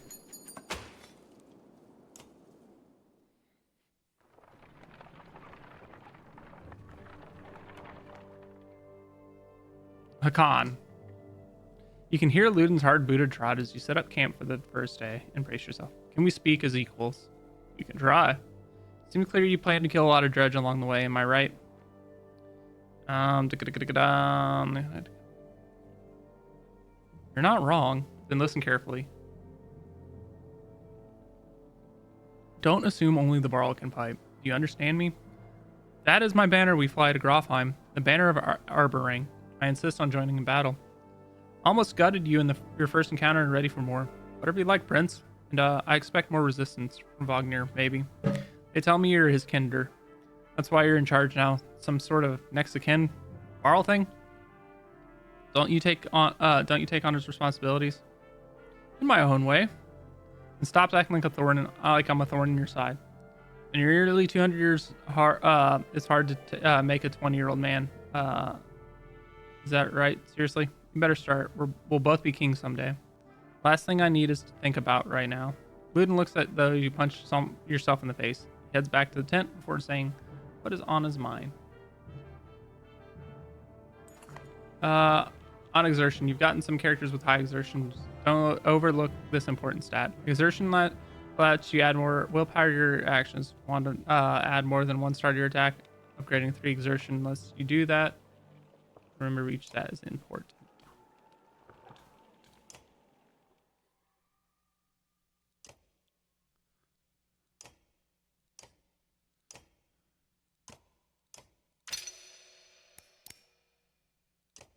Motherfucker needs to stop taking so many fucking hits.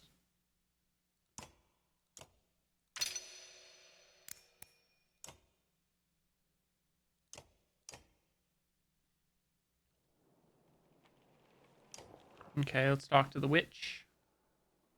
Ursa, right? She watches as you approach with her head tilted back and points a thumb toward Luden's tent. No, here for you. Oh, can we talk? Ursa shakes her head. No, a smile on her lips, eyelids low. Why not? I don't. In those two cursorily contradictory words, you get two impressions. She has a beautiful obsidian voice, and this might be a complete waste of time. She watches you expectantly. It's about the flaming arrows. She raises an eyebrow. Varl and fire don't get along. All you get is a shrug. If you're going to use them. She pulls an arrow. There's a flick of the wrist you don't quite catch. Suddenly a bird combusts in the tree behind you and falls to the ground, smoldering. Half the camp is turned to watch. Don't tell me not to. Oh, this has been fun. She crosses her arms on her chin. A hand on her chin cocks her head to one side. Until next time, Ursa. Akan, you stop and look over your shoulder. I am a witch, so be careful. She puts her forefinger to her lips and with a soft shush. You depart, not quite sure what to make of that.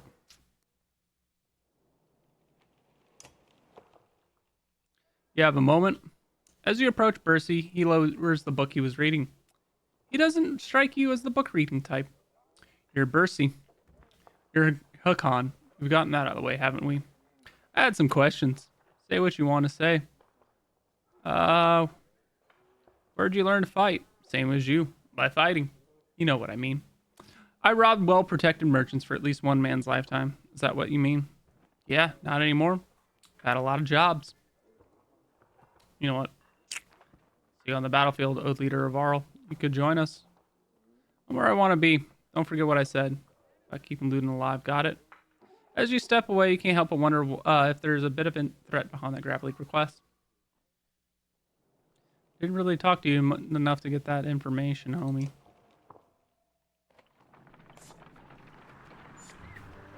Skee-ba-dop-bop-dop-bop-da.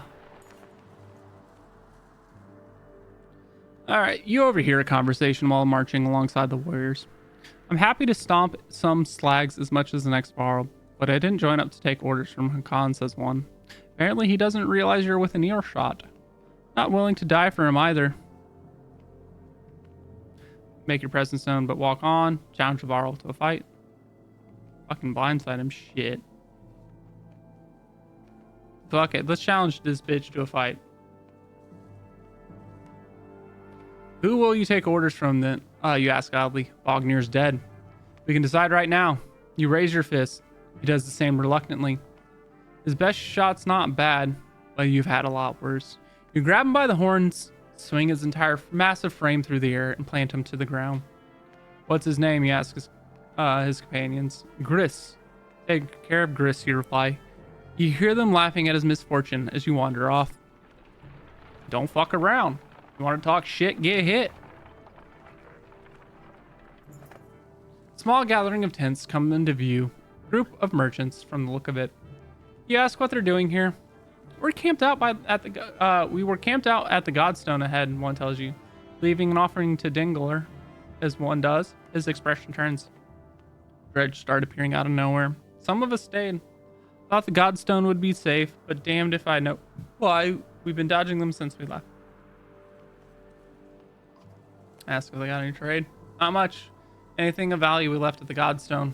Never seen this many Varl in one place before. You're off to deal with those, Dredge? You nod. We could part with some of the supplies if you need. We'll take them. How much? I'll give them freely. Clearing the load is more than we could ask. I have one request, though. My wife's brother stayed at the Godstone. You know him by a necklace with many gold rings. If you see him, say that we are safely in Strand. You agree, and the merchants continue onward.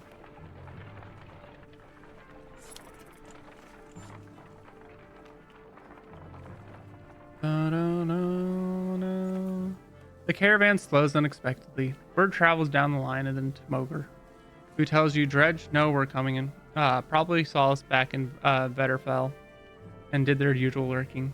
Could have been bad if we plotted into them, but we saw them first. Dredge watch you, waiting to see what you do. When's the last time you commanded a few hundred Hakan? Asked Mogar. Don't overthink it. The warriors can take care of themselves. War. When you come across more enemies than your party can handle, you'll engage in war. Give your army orders to fit this situation, but be prepared to get your own hands dirty too. By making battle easier for yourself, you'll end up with higher casualties, or you'll take burden up on yourselves with a harder battle, but save more lives. If you're ever desperately outnumbered, it may be best to run, avoiding battle completely. Dredge line the battlefield, weapons drawn. A fight seems inevitable. You take a quick head count. There must be at least 516 of them. You have 185 fighters and 466 Varl at your side. I'm bad at maths, but I think we're at least like 200 above them. Even where you can here, you can see nervous glances amidst the enemy ranks. This looks like a good chance to press your advantage. Charge. You consider taking your trusted allies and leading the charge, battering down the enemy. It'll throw you into the thick of the battle, where fighting is most dangerous, but a strong charge can save lives. You gather your allies and tell them to get ready with and lead the attack.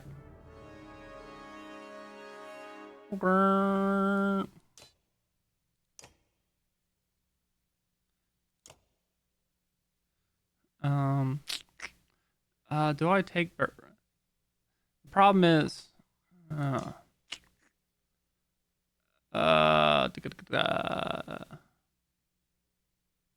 you know what?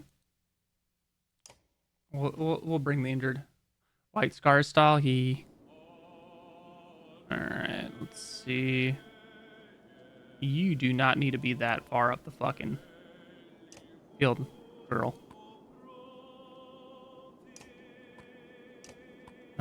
You're probably gonna get your ass fucking smacked around.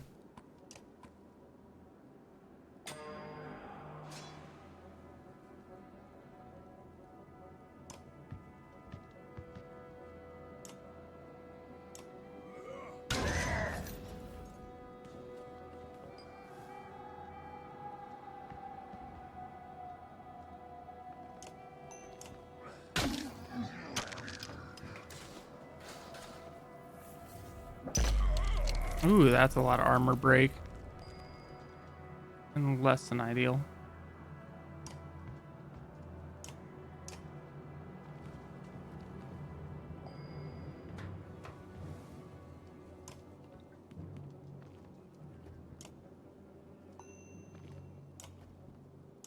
Honestly, let's just knock him down.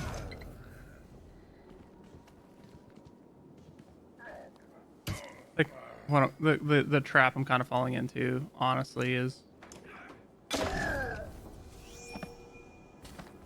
focusing too much on strength damage. Trap an area, leaving coals, which do 1 strength damage, explodes in tower range, huh?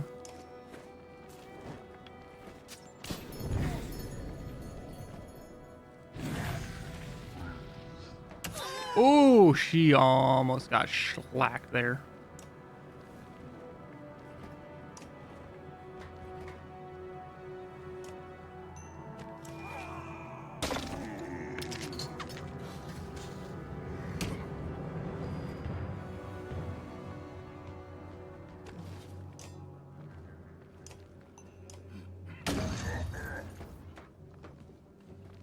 Ursa's probably not gonna have fun this combat.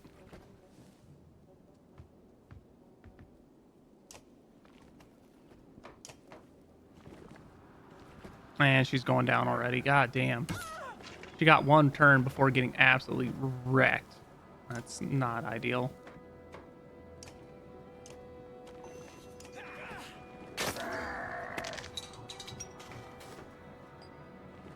Yeah, combat in this fucking game is redonkulous.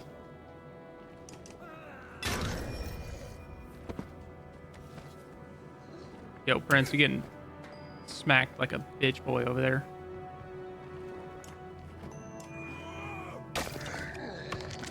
Khan doing some fucking work on armor, though.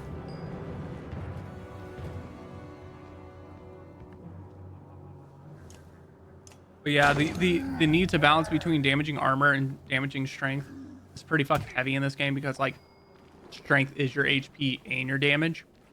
So as your HP goes down, your fucking damage goes down. But if their armor's too high, you can't damage their strength. So it's a really interesting balance, and it does make it quite a bit of a challenge. Okay, it does hurt. teammates got it. All right.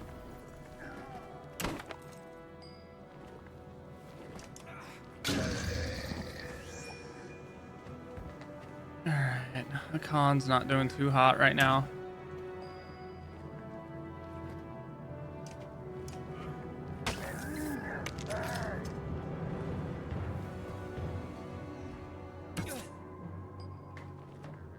And the game is just outright designed to be a challenge, honestly.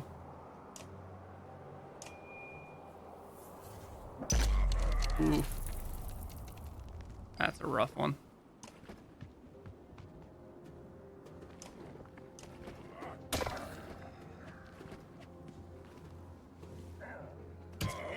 Ooh. Don't like that.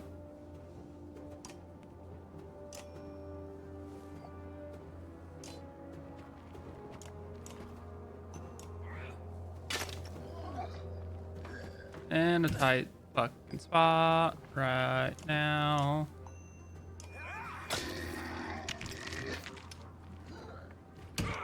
Oof.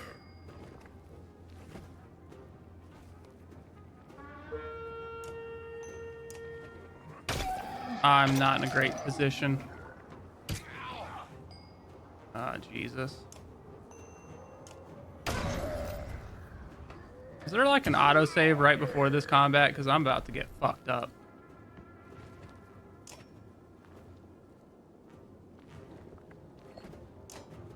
I think I'm kind of fucked.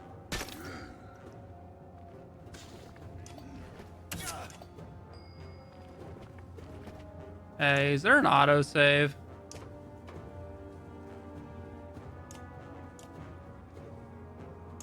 I'm gonna run that back.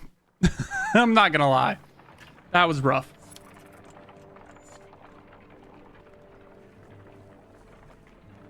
I'm not afraid to save scum. Don't come at me.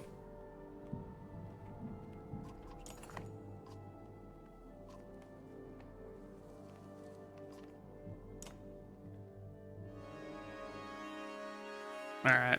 Because him not being able to do a whole lot of fuck all because he's hurt doesn't help my cause.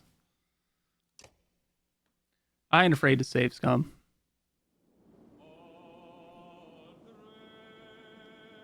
All right, I got an idea though. I'm gonna focus on the guys to the south a little bit more.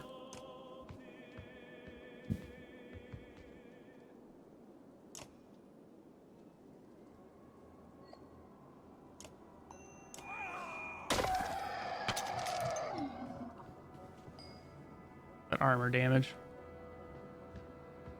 While we're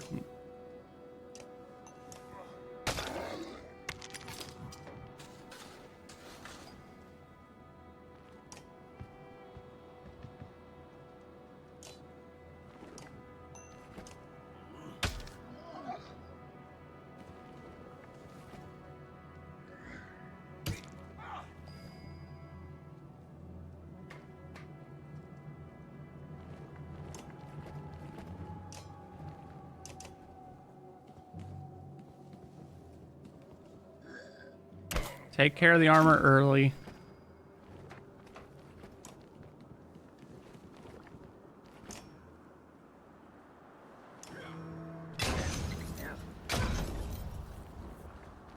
The rest become easier to fucking deal with.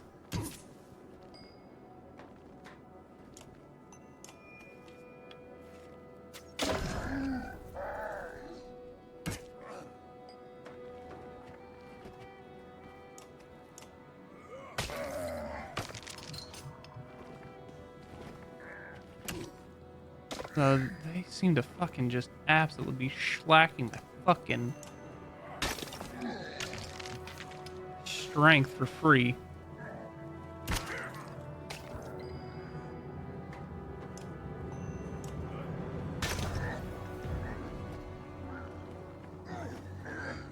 Yeah, he dying from that impale.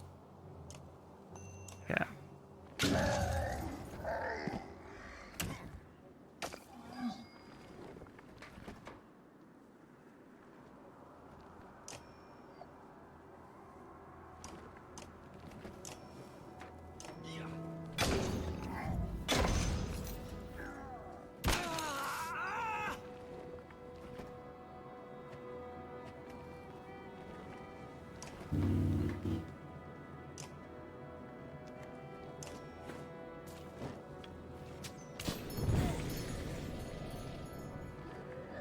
Yeah, he's gonna take a injury, that's for sure. And I don't think I can really fucking stop it. And yeah, I think he going down in the club.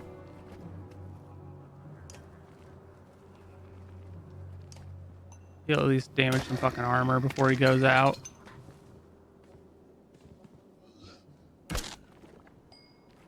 Fuck, this combat's fucking rough.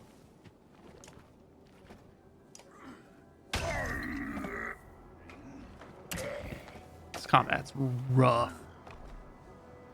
Not rough as in like poorly designed rough or like feels bad rough, but like it's challenging rough.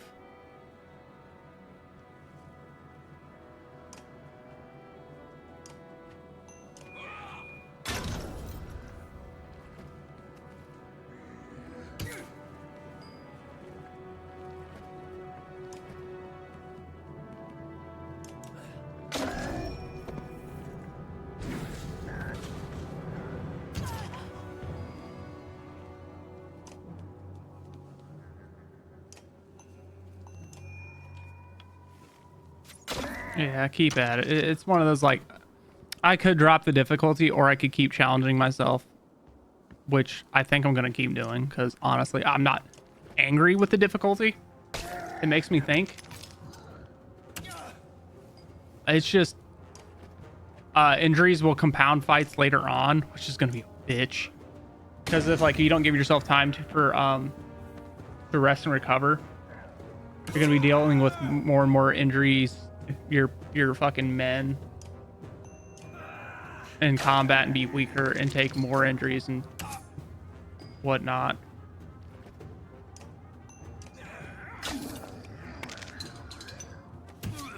So it's a weird balance of trying to fucking oh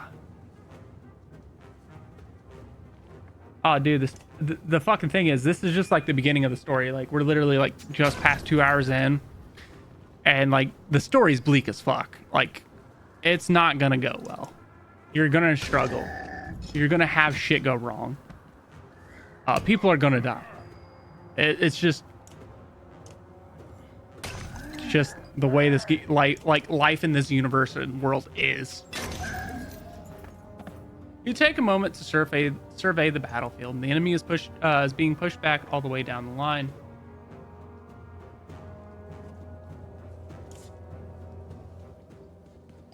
All right, we're gonna risk it. Is this a bad idea? Yes, especially with how fucked up I am. I'm a greedy bitch.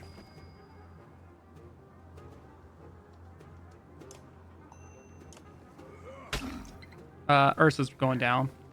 Yeah, kind of saw that one coming.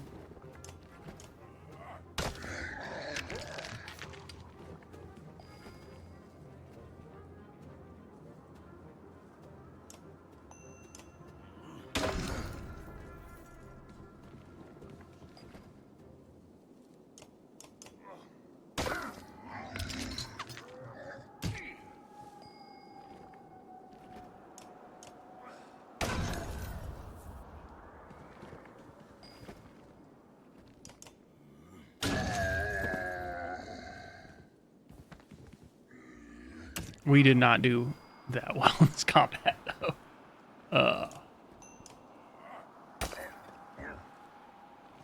Okay.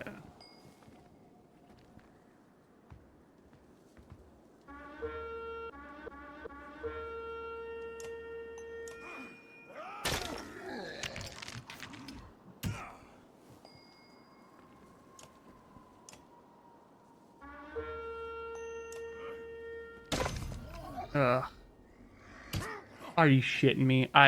Yeah, I made a mistake here. God damn it, dude. Getting fucking chuckle fuck slapped around. Oh my god. Yeah, holy shit. Third time's the charm. Third time's the charm here. Getting chuckle fuck slapped. Third time's the charm. I'm being greedy because so the reason I'm being so greedy with the combat itself and trying to fucking take on more for my guys is that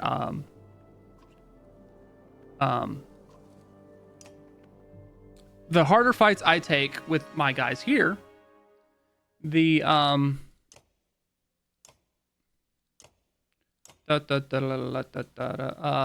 the more likely I have people and clansmen and like fighters and shit survive, which is kind of the idea. Like we're trying to survive and win fights and shit. And so the better I do there, the better off we are. Can I save before this fight? No. I'm also remembering there's kind of no saves coming.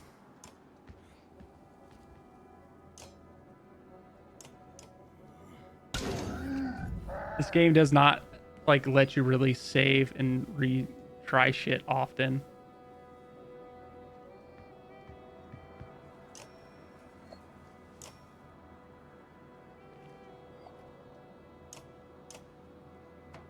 I just luckily have a save early enough before this shit.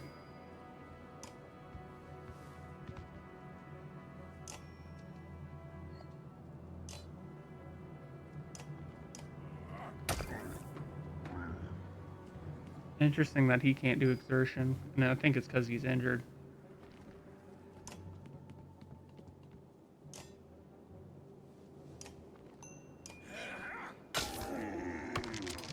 Oh. I already think I've made too many fucking poor choices in this fight.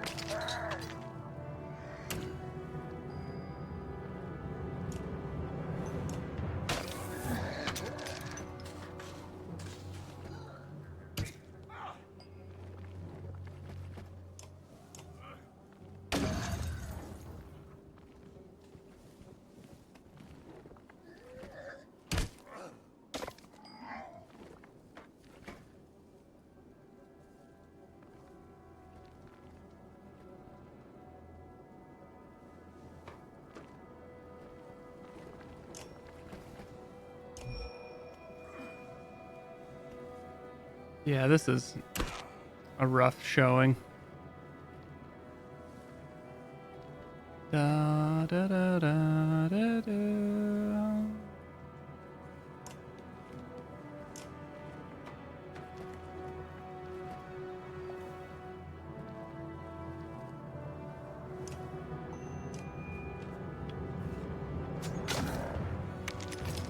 Ah, fuck, she's gonna take a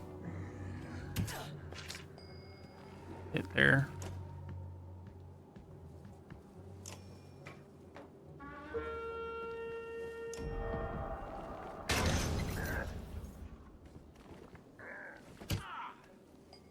Damn, Hakan taking some fucking bad hits right now.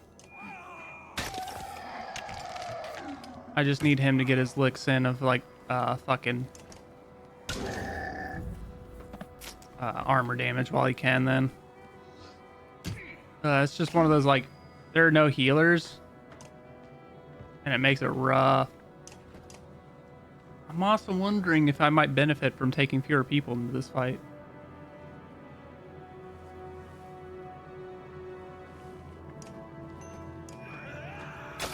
Just so like my stronger characters get more turns.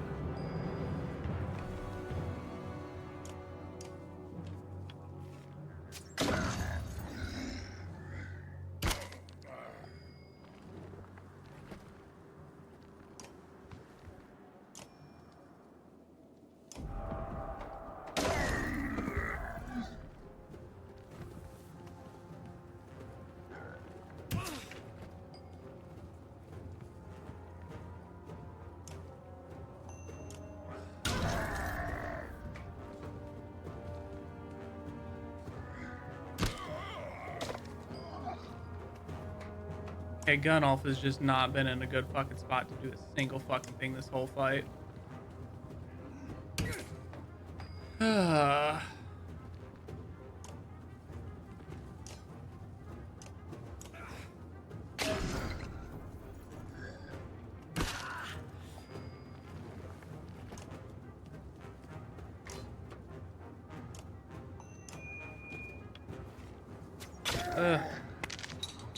I also, if I remember correctly too, when I did play this way back when, one of the worst things that, or one of the things I didn't like was how much easier the game is on the slightly easier combat difficulty. But there are times where like this difficulty feels absolutely insane brutal.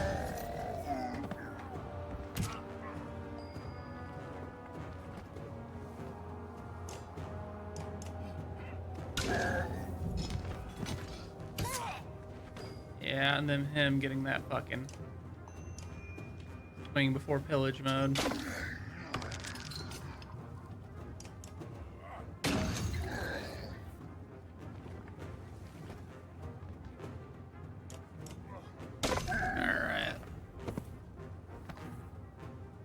Alright. Try. Oh, my Lanta. I don't like this.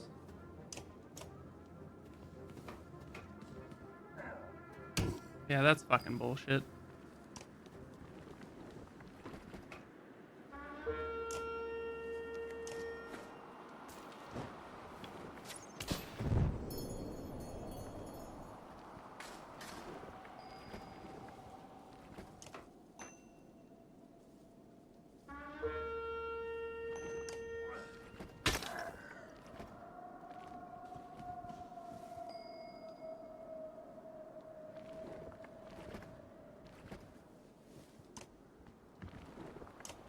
Alright, I don't think taking on the extras is gonna be fucking possible, but we're trying.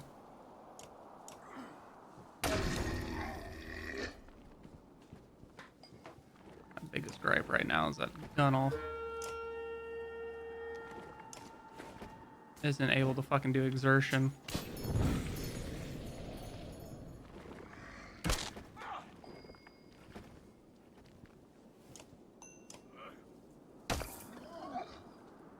Curse is about to be locked in and take a fucking massive hit.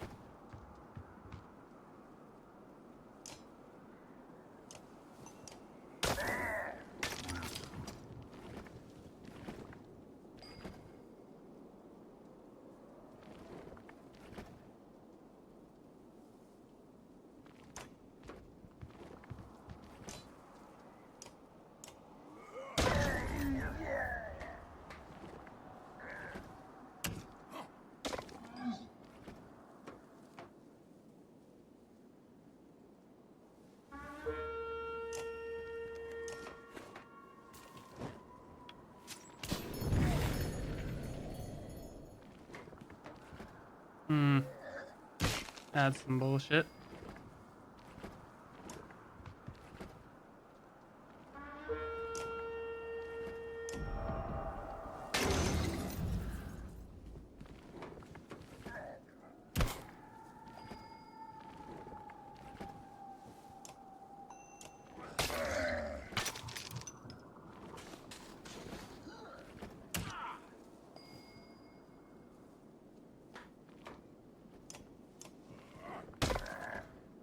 Yeah, this is rough, and I keep just making the choice of trying this fucking combat.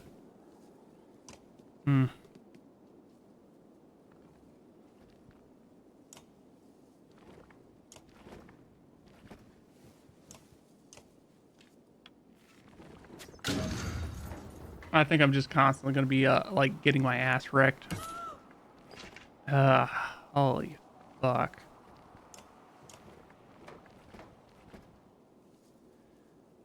God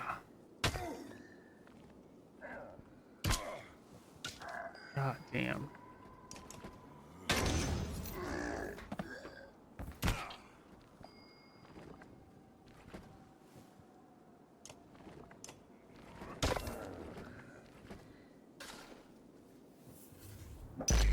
Oh, come on. Fuck your shield bashing horse shit. Oh my god. Eat an ass.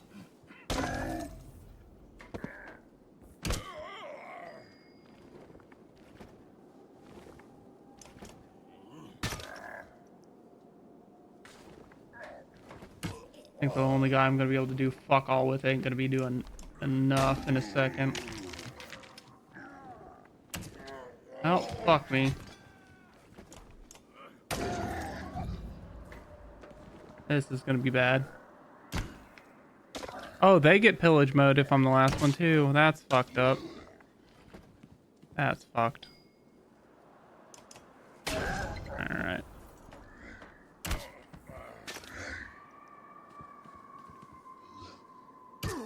Jesus fucking Christ. Alright, 4 times the charm. Alright, 4 times the charm. We're gonna slightly change up our ah damn. I'm being greedy. I know I am. I'm being greedy as fuck trying this combat the way I am.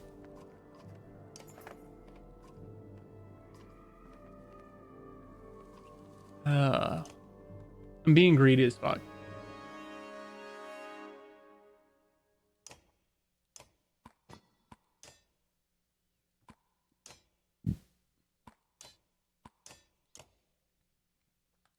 Okay, last time. We're gonna get through this fight and then we're gonna play drums. Alright.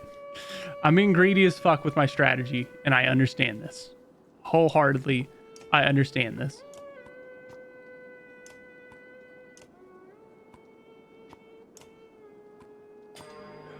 It's very punishing.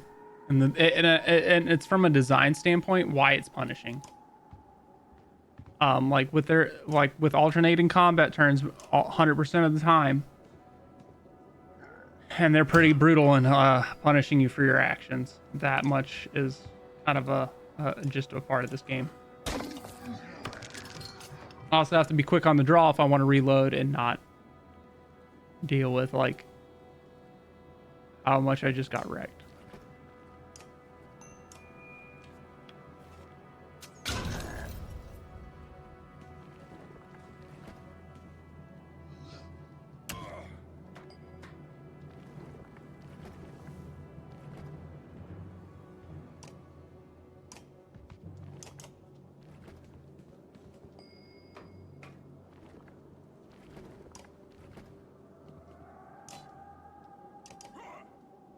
Okay.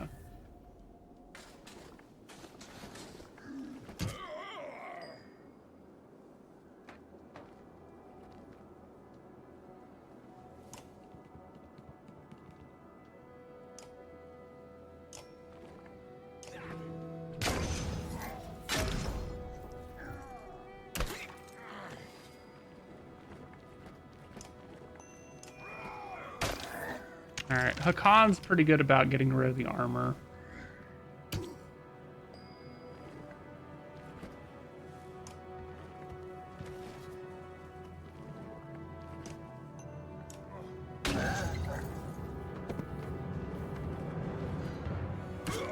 Okay.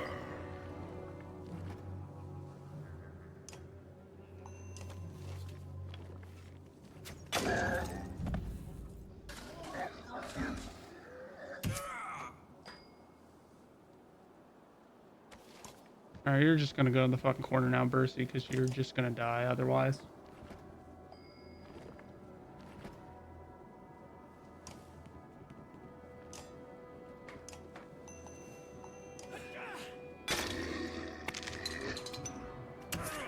Ooh. Of course. Of course. The fucking turn order makes it so he gets to attack the fucking prince before he... Oh my god. It's the fact that, like, if you have fewer guys, you get a more advantageous fucking turn order to do whatever the fuck you feel like doing. And it makes it really fucking hard to strategize. Because one of the bigger guys are gonna go. And she almost gets one-shotted, dude. Fuck off. You need a fucking giant dick.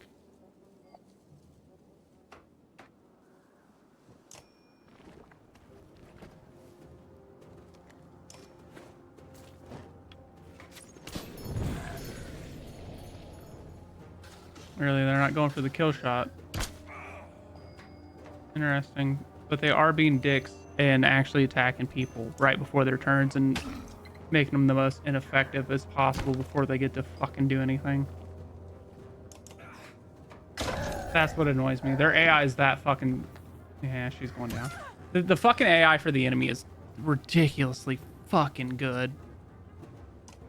It's just constantly, like, punishing you.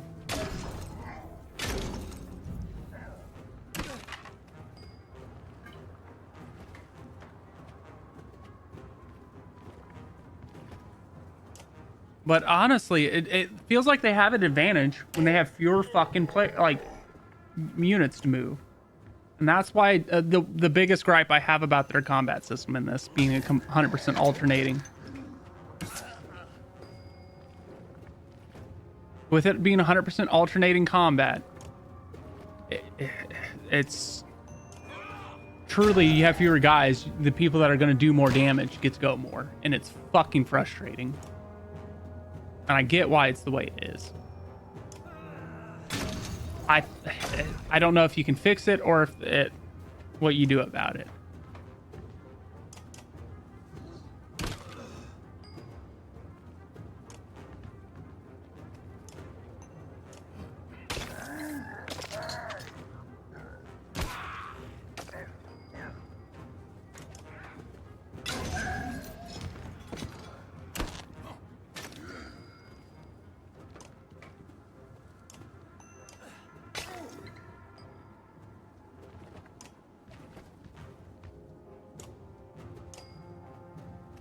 I think before I truly think I'm probably going to end up being fucking at the point where I end up dropping the difficulty on combat.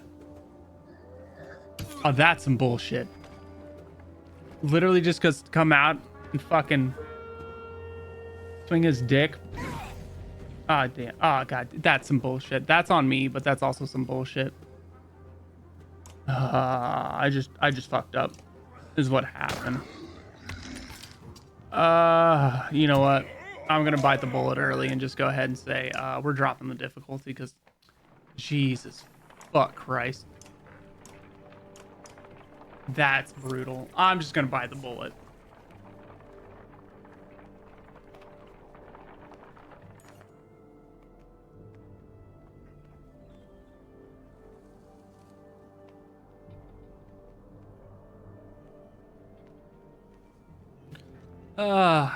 That was brutal. I've tried too many times. We'll do it this one more time on a slightly easier difficulty. And then we'll be on our merry way to play some drums. I've been a little bit stubborn on it. I've been trying my damnedest to make it happen. I think I'm just better off dropping the difficulty and proceeding. Oh, we have just absolutely getting to slack him for free. All right. It's going to be fucking hilarious how quickly this goes now. God, the amount of like the drastic change in difficulty is going to be hilarious. I don't think it's an unfair challenge. I don't think it's overly difficult for no reason. I just feel like I ain't got the patience to keep trying on that difficulty, which is normal. The normal difficulty is fucking hard. This is a challenging game on purpose.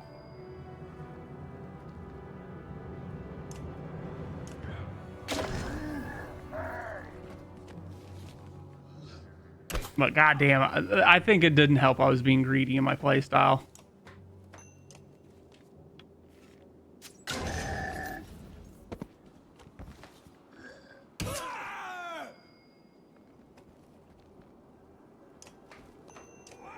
Yeah, being able to just outright kill a fucking colossal that easily or quickly is fucking insane to me. He's just body blocked, which is not ideal.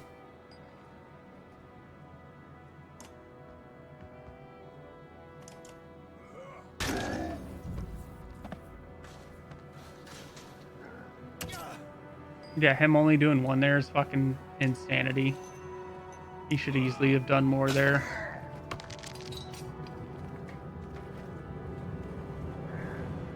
She hasn't even had a fucking turn to do anything, is the wild part on that one.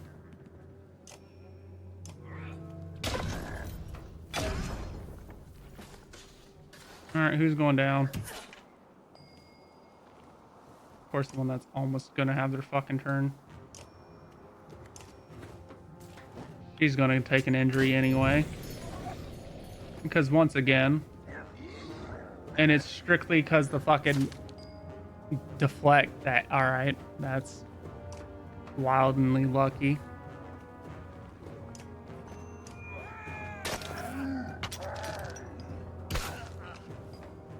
Okay, now the AI is making bad choices because the difficulty is setting.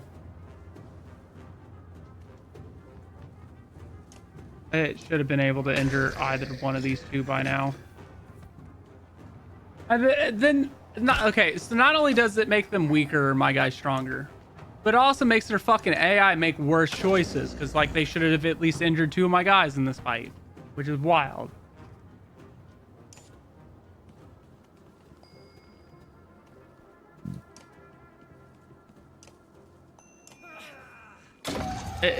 Games need more micro adjustments to difficulty. I know that's something games more and more lately have been doing better about, where you have Baldur's Gate where you can absolutely, she's going down now, yeah, where you can absolutely tune every aspect of like the combat settings, like difficulty, AI usage of abilities, like fucking just tune everything and anything about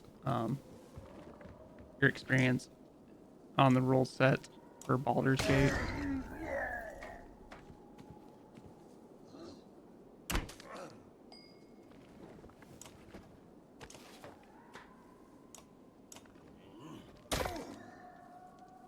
Yeah.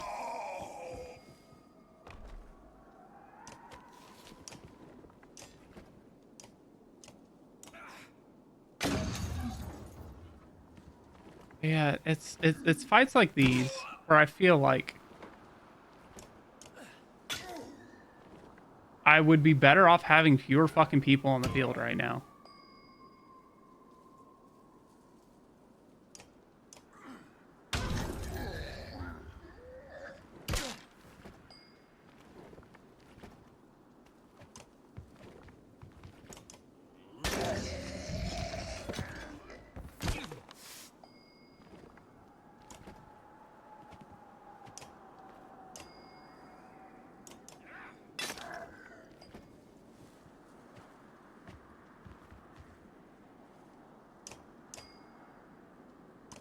All right. Alrighty. Narwhal horn.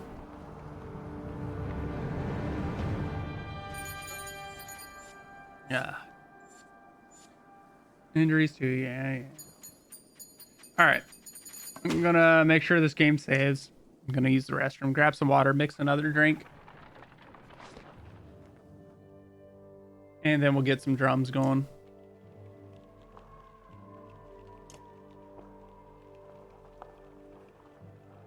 Okay. It auto saves. So basically this game has like its own Iron Man mode thing, but all right, like I said,